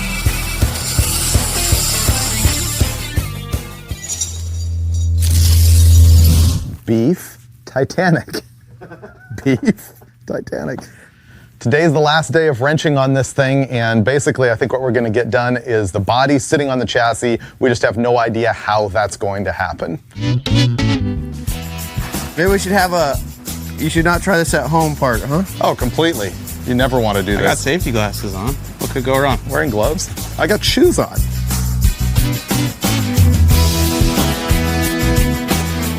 Well, the issue right now is that after all of this sketchy work trying to get this thing up on these jack stands as high as we could, the inside of the wood to the inside of the wood that's holding the jack stands is narrower than the width of the frame. So we looked around at what we had left in materials and decided we had enough metal left over from our chassis stretching job to build an A-frame above the body. Okay. This is beginnings of a guillotine. What it does is you strap a Buick body to it, and then you get under the Buick and the strap breaks and takes your head off. It's very French. All of a sudden I have a sense of security now that we've got that A-frame there. You got the ratchet strap perfectly centered, right? Whatever. Whee! Chassis is going under the body. Okay, pull. And stop. That's roughly it. But we're gonna have to cut the whole firewall. The engine is set back virtually under the dash. Oh, dude, that's for handling. That's real Mid-engine. bad. You know, professionals measure all this stuff before they start. We didn't even have a tape measure. Look how good it's turning out, though. I mean, Bad ideas, poorly executed. we're about to attempt to lower the body down for the first time. Here it comes. Go ahead. All right, it's tilting to the left. I don't know why. What just happened? Hey, coming down. Ooh. Looks tough already. I think the back is high. Yeah, the back's still up. We're gonna have to cut more stuff out. Every moment as the day went on, we realized how bad this Buick was. It just got worse and worse. There was nothing we weren't afraid to cut off this car. Everything's gotta go. That's it, folks. We just went full Tennessee Chainsaw Massacre. You know what? I started to feel bad about all of this and everything until I realized we can probably just flange this and Zeus it right back in there. What's hanging it over here? Oh, there we go. There we go. That makes it much better. Ooh, Yeah. Now we're getting somewhere. Oh yeah, this side's approved. I don't care like how rusty a car is. You lay one out, it's a bad right there. Oh, break time. Who wants a beer? I guess we're done. We went into a junkyard and rolled the dice that we were going to be able to drive a car out of there, but instead we ended up with the world's rustiest Buick, the world's worst idea with the world's most clapped out Corvette chassis. But none of that matters because this is just what we do. Because welding and hacking and slashing is fun, and I have never hacked a car out of a thorn bush before. We know what this car could be, given enough time, labor, money, tools, all the things we usually lack on Roadkill. And at the end of the day, looks pretty cool, right? Want the parts we use to build these cars? Visit jegs.com/roadkill. There's a snake. Yeah. I'm glad we're working under trees over there with the Corvette because, you never know when you need a snake down your back. It's like, hey, buddy, go get the camera guy. Have you ever washed a Roadkill car? Nope.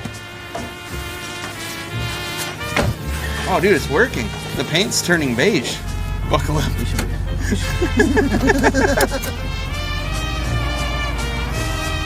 Oh boy, here we go. Come on, Corvette. Oh, it made it. Yeah. It made it. Roadkill ain't nothing.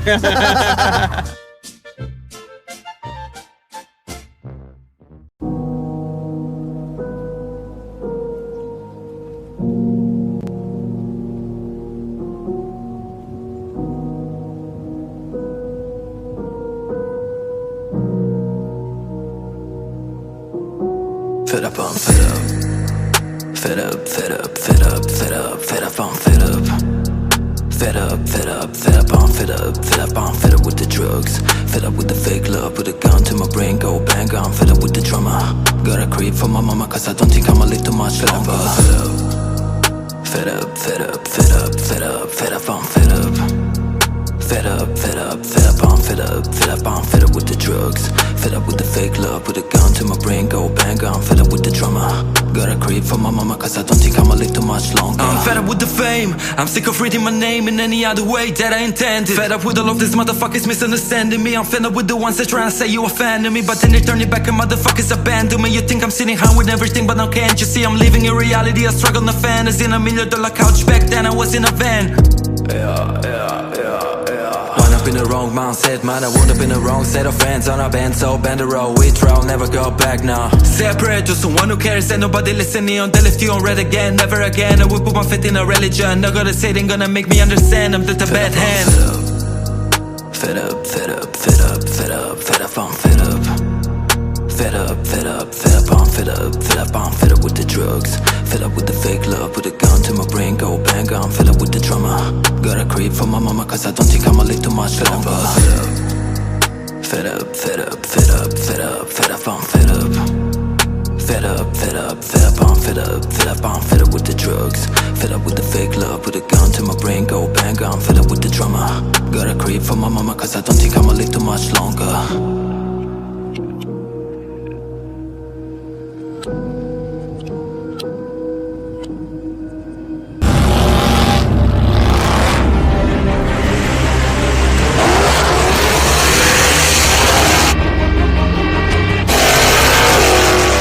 It's Roadkill nights with 50,000 of our best friends in Pontiac, Michigan on Woodward Avenue. We're 0-2 with this deal. If you're gonna lose in front of a lot of people. Woo!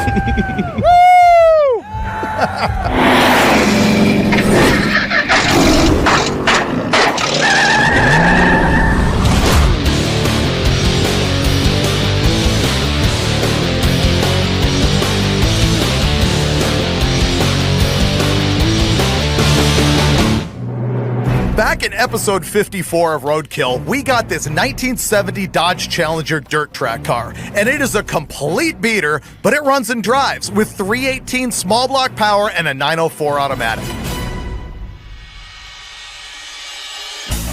Our plan was to ship this thing all the way to the middle of America, Ohio to be exact, where we'd go to the Mopar Nats, searching the swap meet for speed parts to make this thing faster. Slap them on the car right there at National Trail Raceway, and then hit the road to our own event, Roadkill Nights in Pontiac, Michigan. You know how you need a Sherpa when you go to Mount Everest? Well, you need a guide when you go to the Mopar Nationals too, and that's this guy.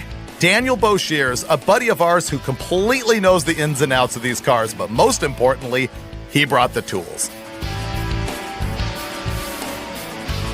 What do you think all this is going to cost? More than we have. These are Mopar people. You spray paint any kind of weird code on something, and suddenly it's $10,000. So that's $350. Fixing the fuel cell and everything, we're gonna get that done for $100. All right.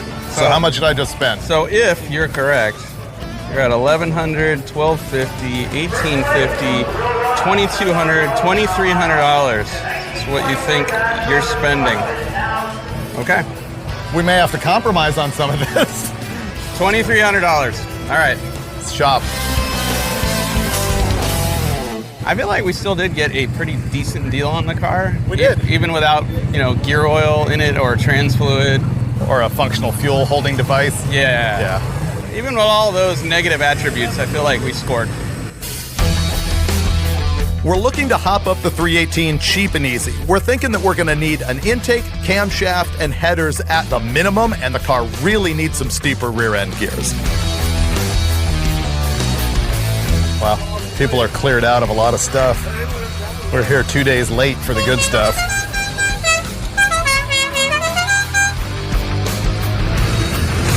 Should have been here yesterday. You got any small block headers? Small block? 318? No, sir.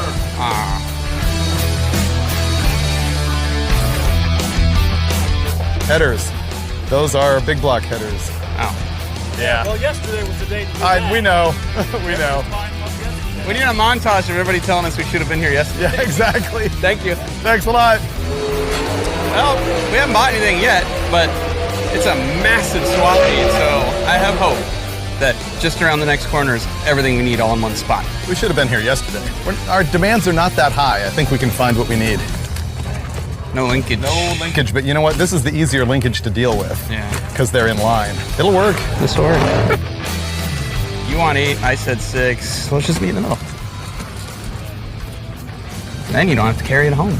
But that's a genuine Mopar tunnel ram with 2 Holley 450 carbs on it. I just bought it. And a beer. $775. One piece of the puzzle. So good. Yes. I feel good about the tunnel ram. That's gonna make the car. Oh, look amazing. I'm dinging you $25 off my budget for that. It's worth it. I got a beer. Just for this. $400 for a hood. Factory shaker. Mopar guys are so weird. It's more in the neighborhood. It's got a sump in it. You take $30 for this? No. All right. All right. $40. We're doing pretty well. We got a tunnel ram with carburetors. We got our fuel cell. I just got brand new headers for $90, and he got a beer.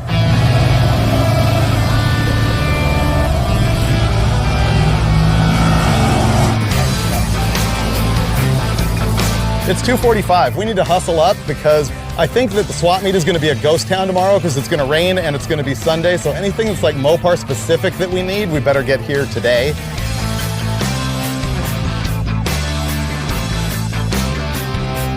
We're interested in this. How much do you want for it? He told us $400 before, and that comes with carrying it back to our car, right? Would you throw it in a couple beers if we bought it for $400? There you go. I feel better now. All right, Yeah, we'll do that. We'll do that.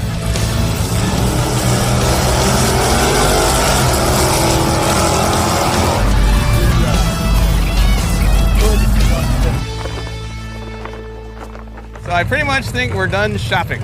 We struck out on wheels and tires, but we got everything else we need, other than the little knickknacks. So I think we're gonna walk a couple more rows and then run for our lives.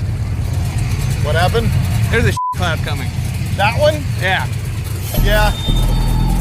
We're gonna die. 1,300, 1,290. What do we have left? 0, 1. We have $1,110 left. Yep. All right. I think we're doing pretty good. That's not bad. It really isn't. Plus we've acquired libations.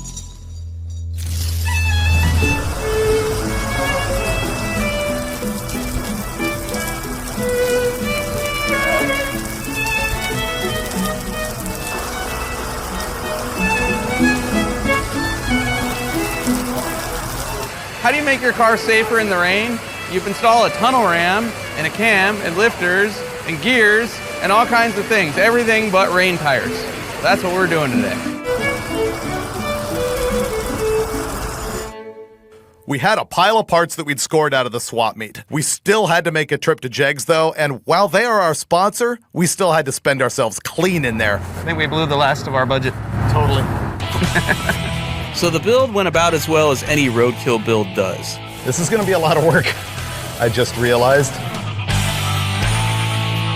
Well, here's an update on our $775 tunnel ram.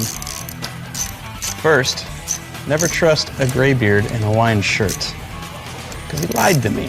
Both accelerator pumps shot. One's missing the spring that's supposed to be under it, under the diaphragm, so it doesn't even want to work. And these weren't even actually bolted down. I had to drill and rethread all 8 holes of the intake. Ah! There you go. I like the way you think.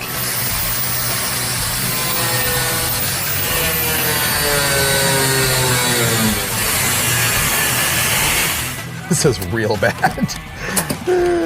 I would never let someone other than myself and Finnegan drive this car. It took several days to rebuild the top end of this motor. And frankly, all we were really doing was swapping in a cam, lifters, valve springs, a tunnel ram, and carburetors. And oh yeah, a set of headers.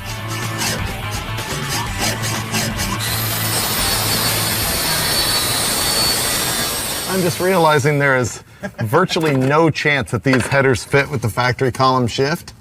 Right now, the engine's all disassembled and we don't have the parts to put it back together. The manifolds are off and the headers won't fit, and the tube's cut halfway through. And we can't put the engine back to the way it was before because we gave the camshaft to a cam. Wait, we had a leaky gas tank? We don't anymore. That's right. We do have a fuel cell ratchet strapped in the trunk. You would think after 5 years of doing this. No, you wouldn't think that.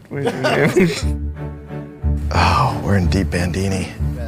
466 for cam, lifters, linkage. 10 minus 4 is 6. 644. 466 at Mancini, 560 at Jegs. All of this stuff adds up to 1290, right? No, we did get this. It's not in there. Tools can't count. Oh, okay. Right? That's a new Roadkill rule. Tools don't count. 40 on the cell, that's, 14 minus 6 is what? 8? We have $84 left. And most of that we blew on fluids and stuff. So we are at 0. Is that new math?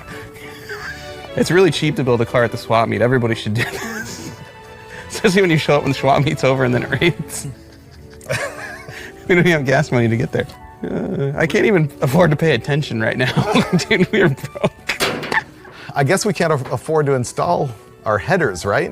Not really. If we can't afford to install our headers, we can go back to Jegs and return the mufflers and stuff, which gives us back to like another $250, which means we can't afford to install the headers.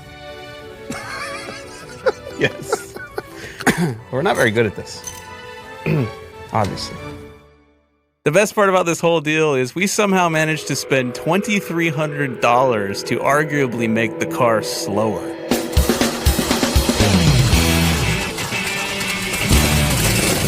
There we go.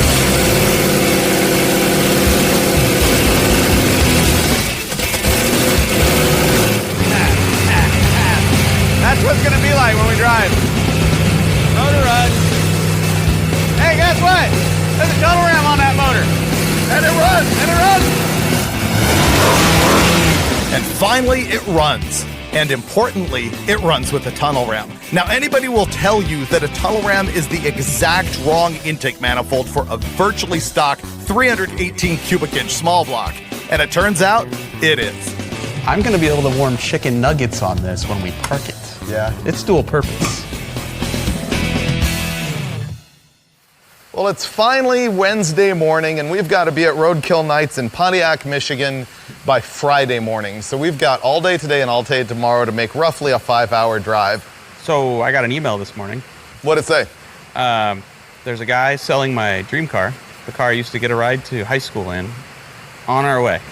sitting in a field. Really? Yeah, it's complete. 400, 4-speed, 3 grand. Really? Yeah.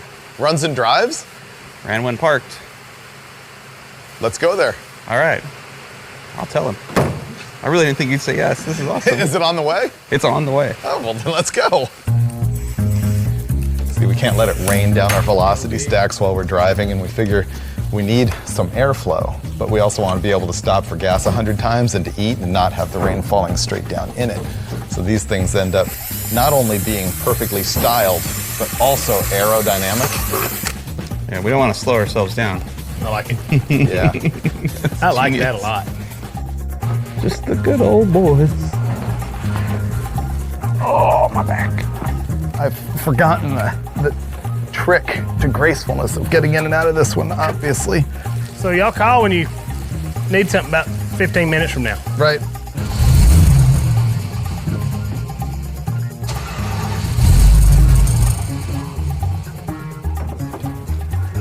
Try it again.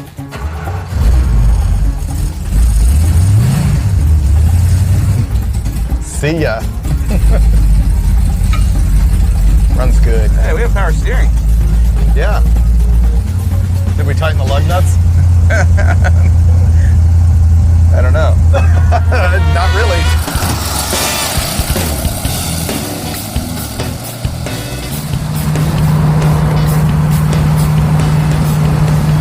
This isn't bad.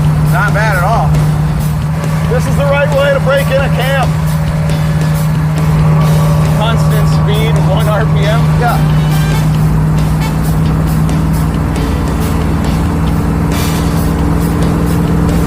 It ain't making any power. That's got to be dead lean. Yeah, it doesn't make any power. Yeah. We got to fix it.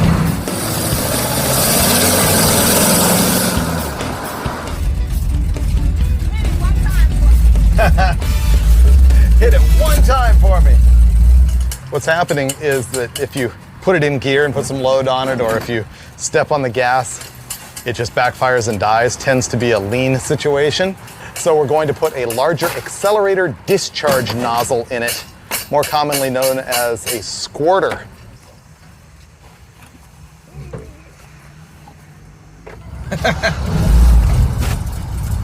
So we might have to ride 2 of us at the drag strip. This is embarrassing.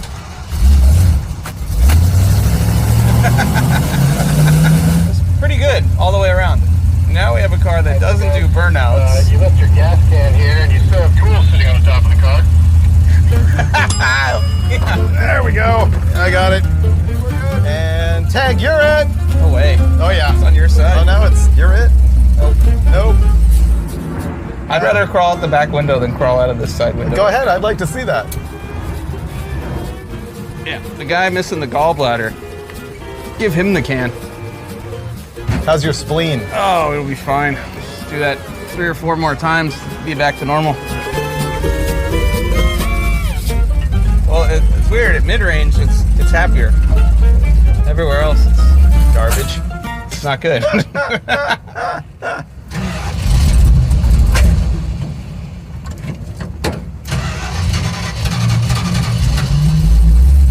We need to fix this. Yeah, this is worse.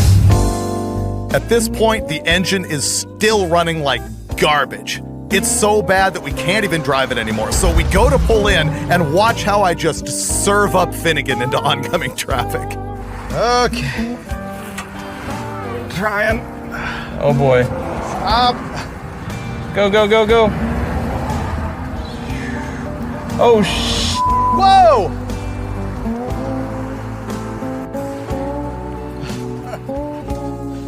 Man, I was standing there with my hand up and that guy just kept coming. that was sketchy. Okay. So much fun. We were rolling down the road and this thing just died and would not start back up. We were cranking it, thought it was flooded. We got pulled over here and it looks like there was no fuel at all in this front bowl. Basically, we're completely lost. Nothing. 0. Fuel pump dead. We still got nothing in the bowls. How many miles did we get? Ooh, I'm thinking 15, somewhere around there. It's above average for us. I didn't realize how much we actually needed Boschiers and his tools. Mostly his tools. Yeah.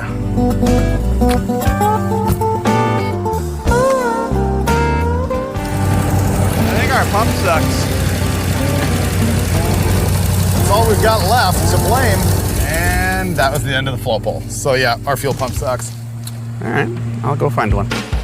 The electric fuel pump was part of the fix. It did make the engine run, but not much better. All it enabled us to really do was put a few more miles under our belt that day. After all of that, we have no idea what the tune-up on this thing is going to be. Ready? Think about the burnouts. Right into the water. No, doesn't do burnouts at all. We're going to have to fix this or we're going to be humiliated at Roadkill nights. Again.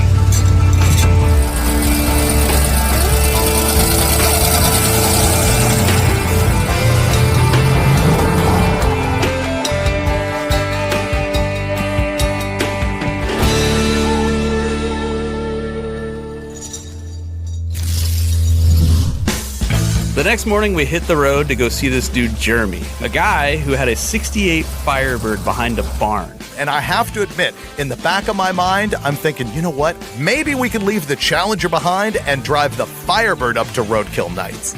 He also had a whole bunch of cool steam-powered tractors from the 1800s. Stuff people figured out back in the early 1900s is amazing. And how they cast and forged all of this. 1912. Well, where's the Firebird hiding? The Firebird is behind the barn. Behind the barn. It came from town just south here, Findlay. Guy was the second owner. He bought it in, I believe, 70. Did he say if it ran when you bought it from him? It ran when he parked it. Oh, wow. That's a cool car. We could probably get this running. We're somewhere in Findlay, Ohio right now because this guy got a hold of Finnegan's email and sent him a note and said, man, I've got this car that could be perfect for like drag week or roadkill or something. And it's a 68 Firebird 400 4-speed. Yeah, I've got beer in the refrigerator too. This guy's just... Drag it out, dude. Let's do this. Let's do this. I like the car. I like the car a lot. We have to at least try it. It's pretty neat. This is really close to the car that I got to ride around in to high school when I was a kid. But better because it's a 400 4-speed. Yeah. Put a battery in it, put some fluids in it, and see if we can't get it running. And if it runs, then we'll see if the brakes work. And if the brakes work, we may drive this to Michigan. We may take our Pontiac to Pontiac.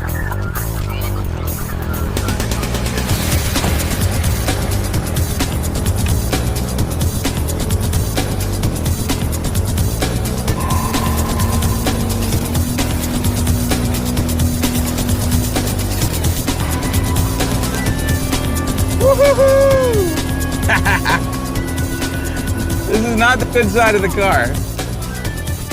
Oh, yeah. It's got a lot of rot. Yeah, this side of the car, that door is pretty far gone over there. So is this one. The door, the rocker, yeah, the quarter. I'll just keep looking at the other side of the car. If this runs really good, the answer is buy it, drive it, get it out of your system, flip it. The flip might be hard given how many holes are in it. Now, if Pontiac guys, it's a 400 4-speed car. Okay. It's not a Hemi Cuda, but it's a 383 Challenger. Okay. No. All right, well, let's see if it runs good. I'm back on the train. I just can't walk on this side of the car. It just derails the train completely. Yeah.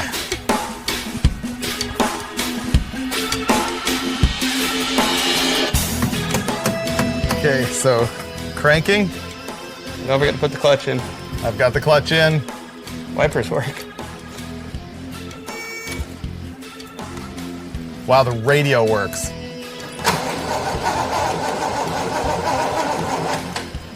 We just rolled the thing in here and we're trying to figure out how to get it running, fix the wiring all up. Now we're gonna have to check spark and pour some gas in it, see if it runs.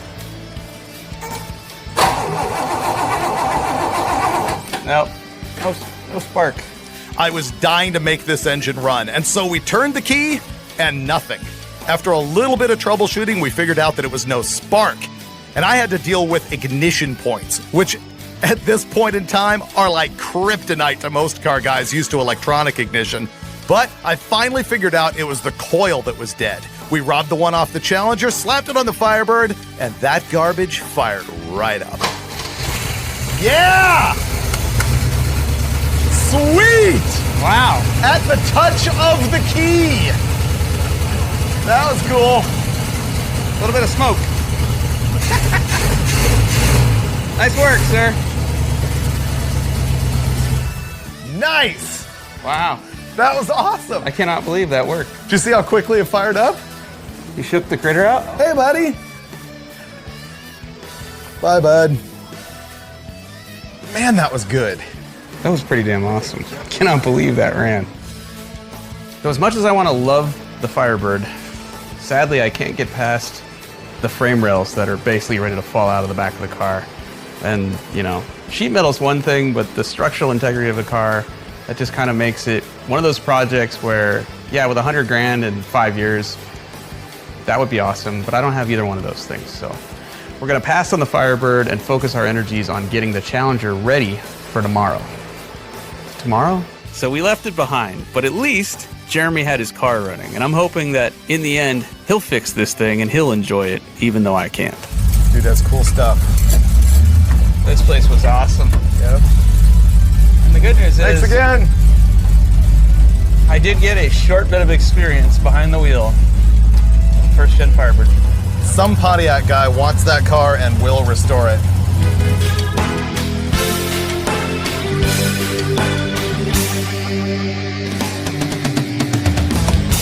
This is fun. We made it a whole 48 miles though, so that's not too bad. Could be worse. Thing I'm really worried about at this point is that this car still runs like garbage. Oh, getting old.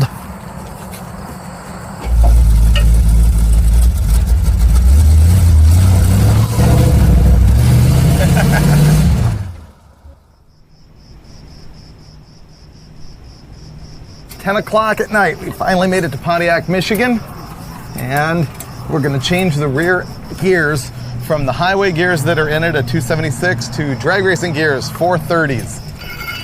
Remember when we brought this thing home from Oregon and blew up a rear end in the middle of nowhere? Had to change it in the hotel parking lot? Same thing's happening here.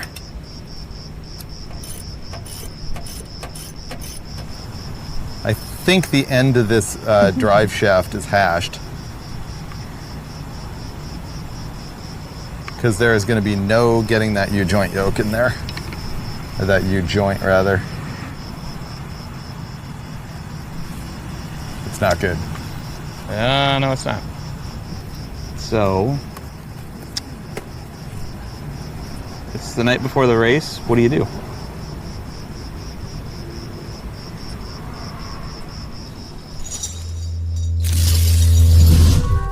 The next morning, we were victorious once again as we found a local shop that had exactly the conversion U-joint that we needed. You know what's crazy is the single biggest moment of our careers, Roadkill Nights on Woodward Avenue, is happening right now, and there's thousands of people over there partying and drag racing, and Freiburger and I are sitting in a motel parking lot fixing our race car. Last night when we left, we had the wrong U-joint in the drive shaft right here. Now we have the right one, thanks to DTS, Drivetrain Specialists. It's a local company that has all kinds of stuff. So we are hooked up with that, and this thing should slam right together. 1, 2, 3.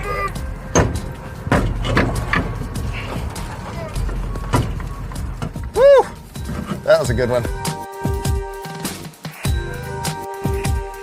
And because we ran out of budget, we will be drag racing our Cooper radials. No drag slicks for us.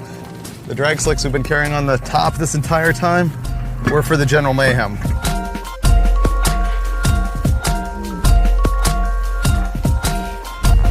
Well, things are looking up.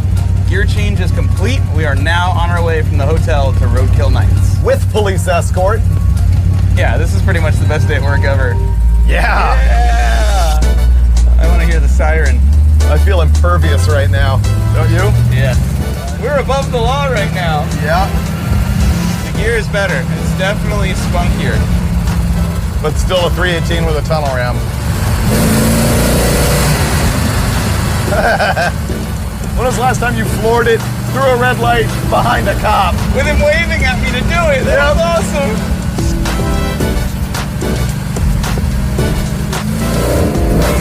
Oh, that's terrible. Yeah, 3/4 throttle is all you get on this. That thing's awesome. What's up, guys? Can't believe there's still a line to get in.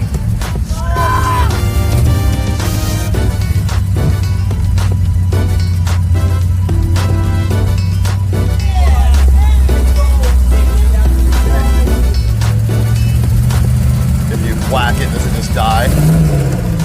Oh, dude. That's not drivable. This right now is more embarrassing than Gas Monkey last year.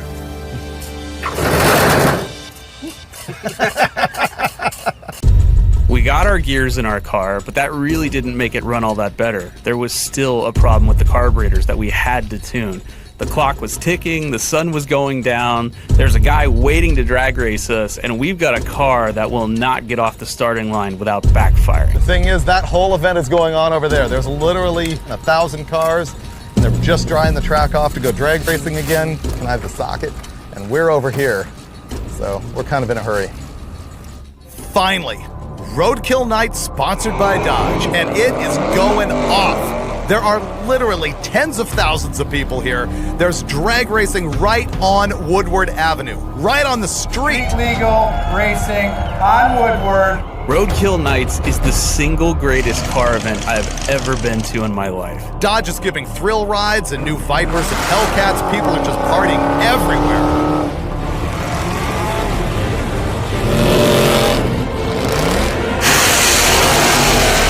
Meanwhile, we are still stuck with a Challenger that runs like doggy-doo. But I think I've got a plan to make this work. All we did was adjust the position of the squirter pump cam, and it seems to be better. It's hitting more fuel sooner. We're also taking off the hot dog grill.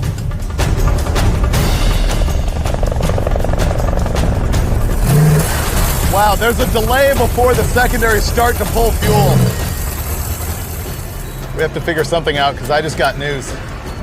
We have to run between 7 and 8, and it is 6:45. Finally, we crutched it together. Throwing a bunch of main jet and accelerator pump cam, that was the difference, and that's what enabled us to get to the starting line before the sun went down for our drag race. Oh, good.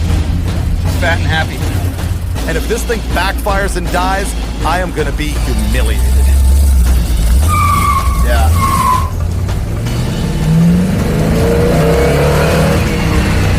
We can get close to wide open.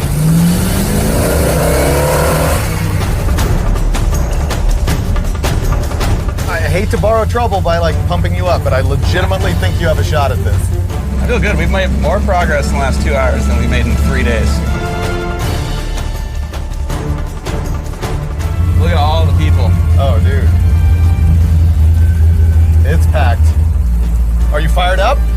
Oh man, I'm ready for this. I'm ready for this.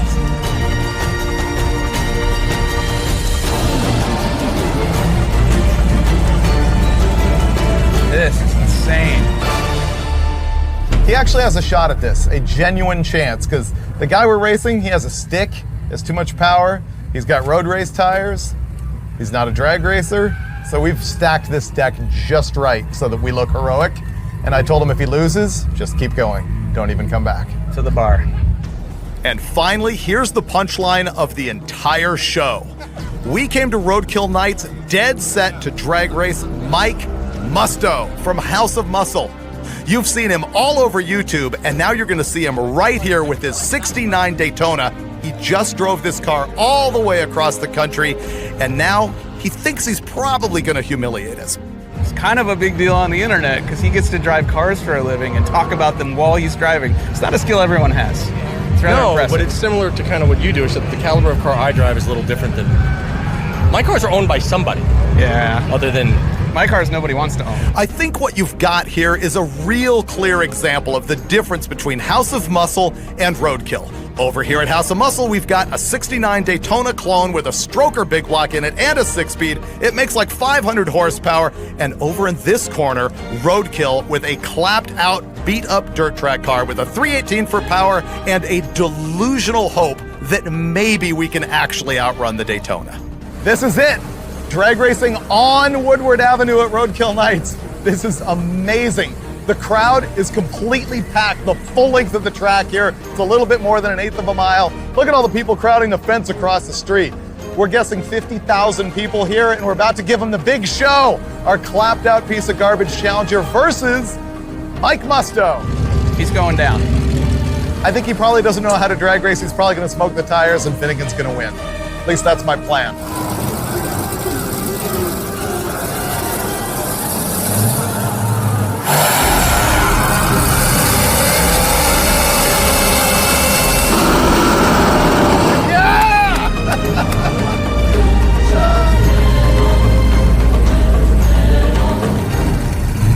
I'm actually anxious. I want him to win.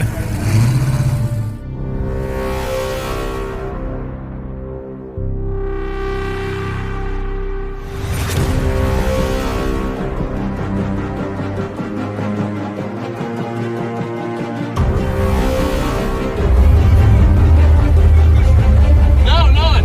Like not even a little bit. Not even a little bit.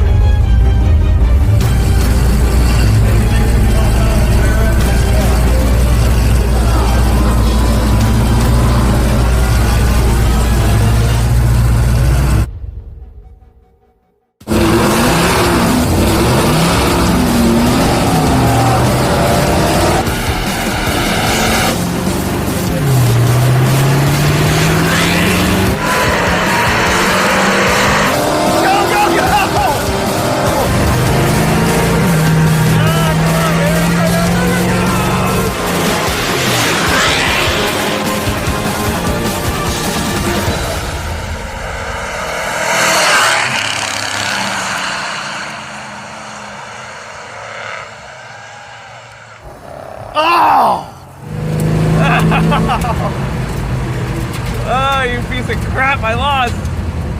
I can't believe that garbage spun the tires off the line. That sucked. Ah. That thing's fast. Oh. I really like Mike. I can't even be mad at him. Oh well. It was still fun. Oh man. How does this feel? That feels pretty incredible that we were able to pull this off and get that many people to show up for this race. It's been an awesome, awesome night. We didn't really expect to win anything with this. We just wanted to have a lot of fun. And to me, the victory is that we made that tunnel ram actually function at the very last second. That's enough Roadkill win for me. And this is pretty cool. Check out the grandstands. If you're gonna lose in front of a crowd in Pontiac, Michigan. Roadkill, 0-2 at Roadkill Nights. Best day at work ever. I don't even care if I lost. Once again, we got our butts kicked on Roadkill. But you can't blame us. Losing's not that bad when losing is an adventure. Last year, we threw together Roadkill Nights in the parking lot of the Silverdome in Pontiac, Michigan. This year, we raced right on the street in Pontiac, and everyone's asking, what are you gonna do next year? Well, we're already working on that behind the scenes. And you know what? We should probably start thinking now about putting together a car where we can actually win a race. But that would be breaking tradition.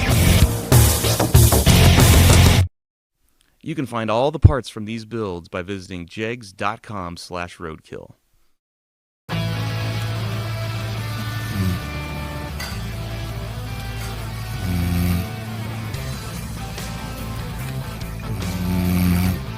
Freiburger doesn't know it, but later on I'm going to auction off his footwear on eBay to get enough money to get us the things we need in life, like pride.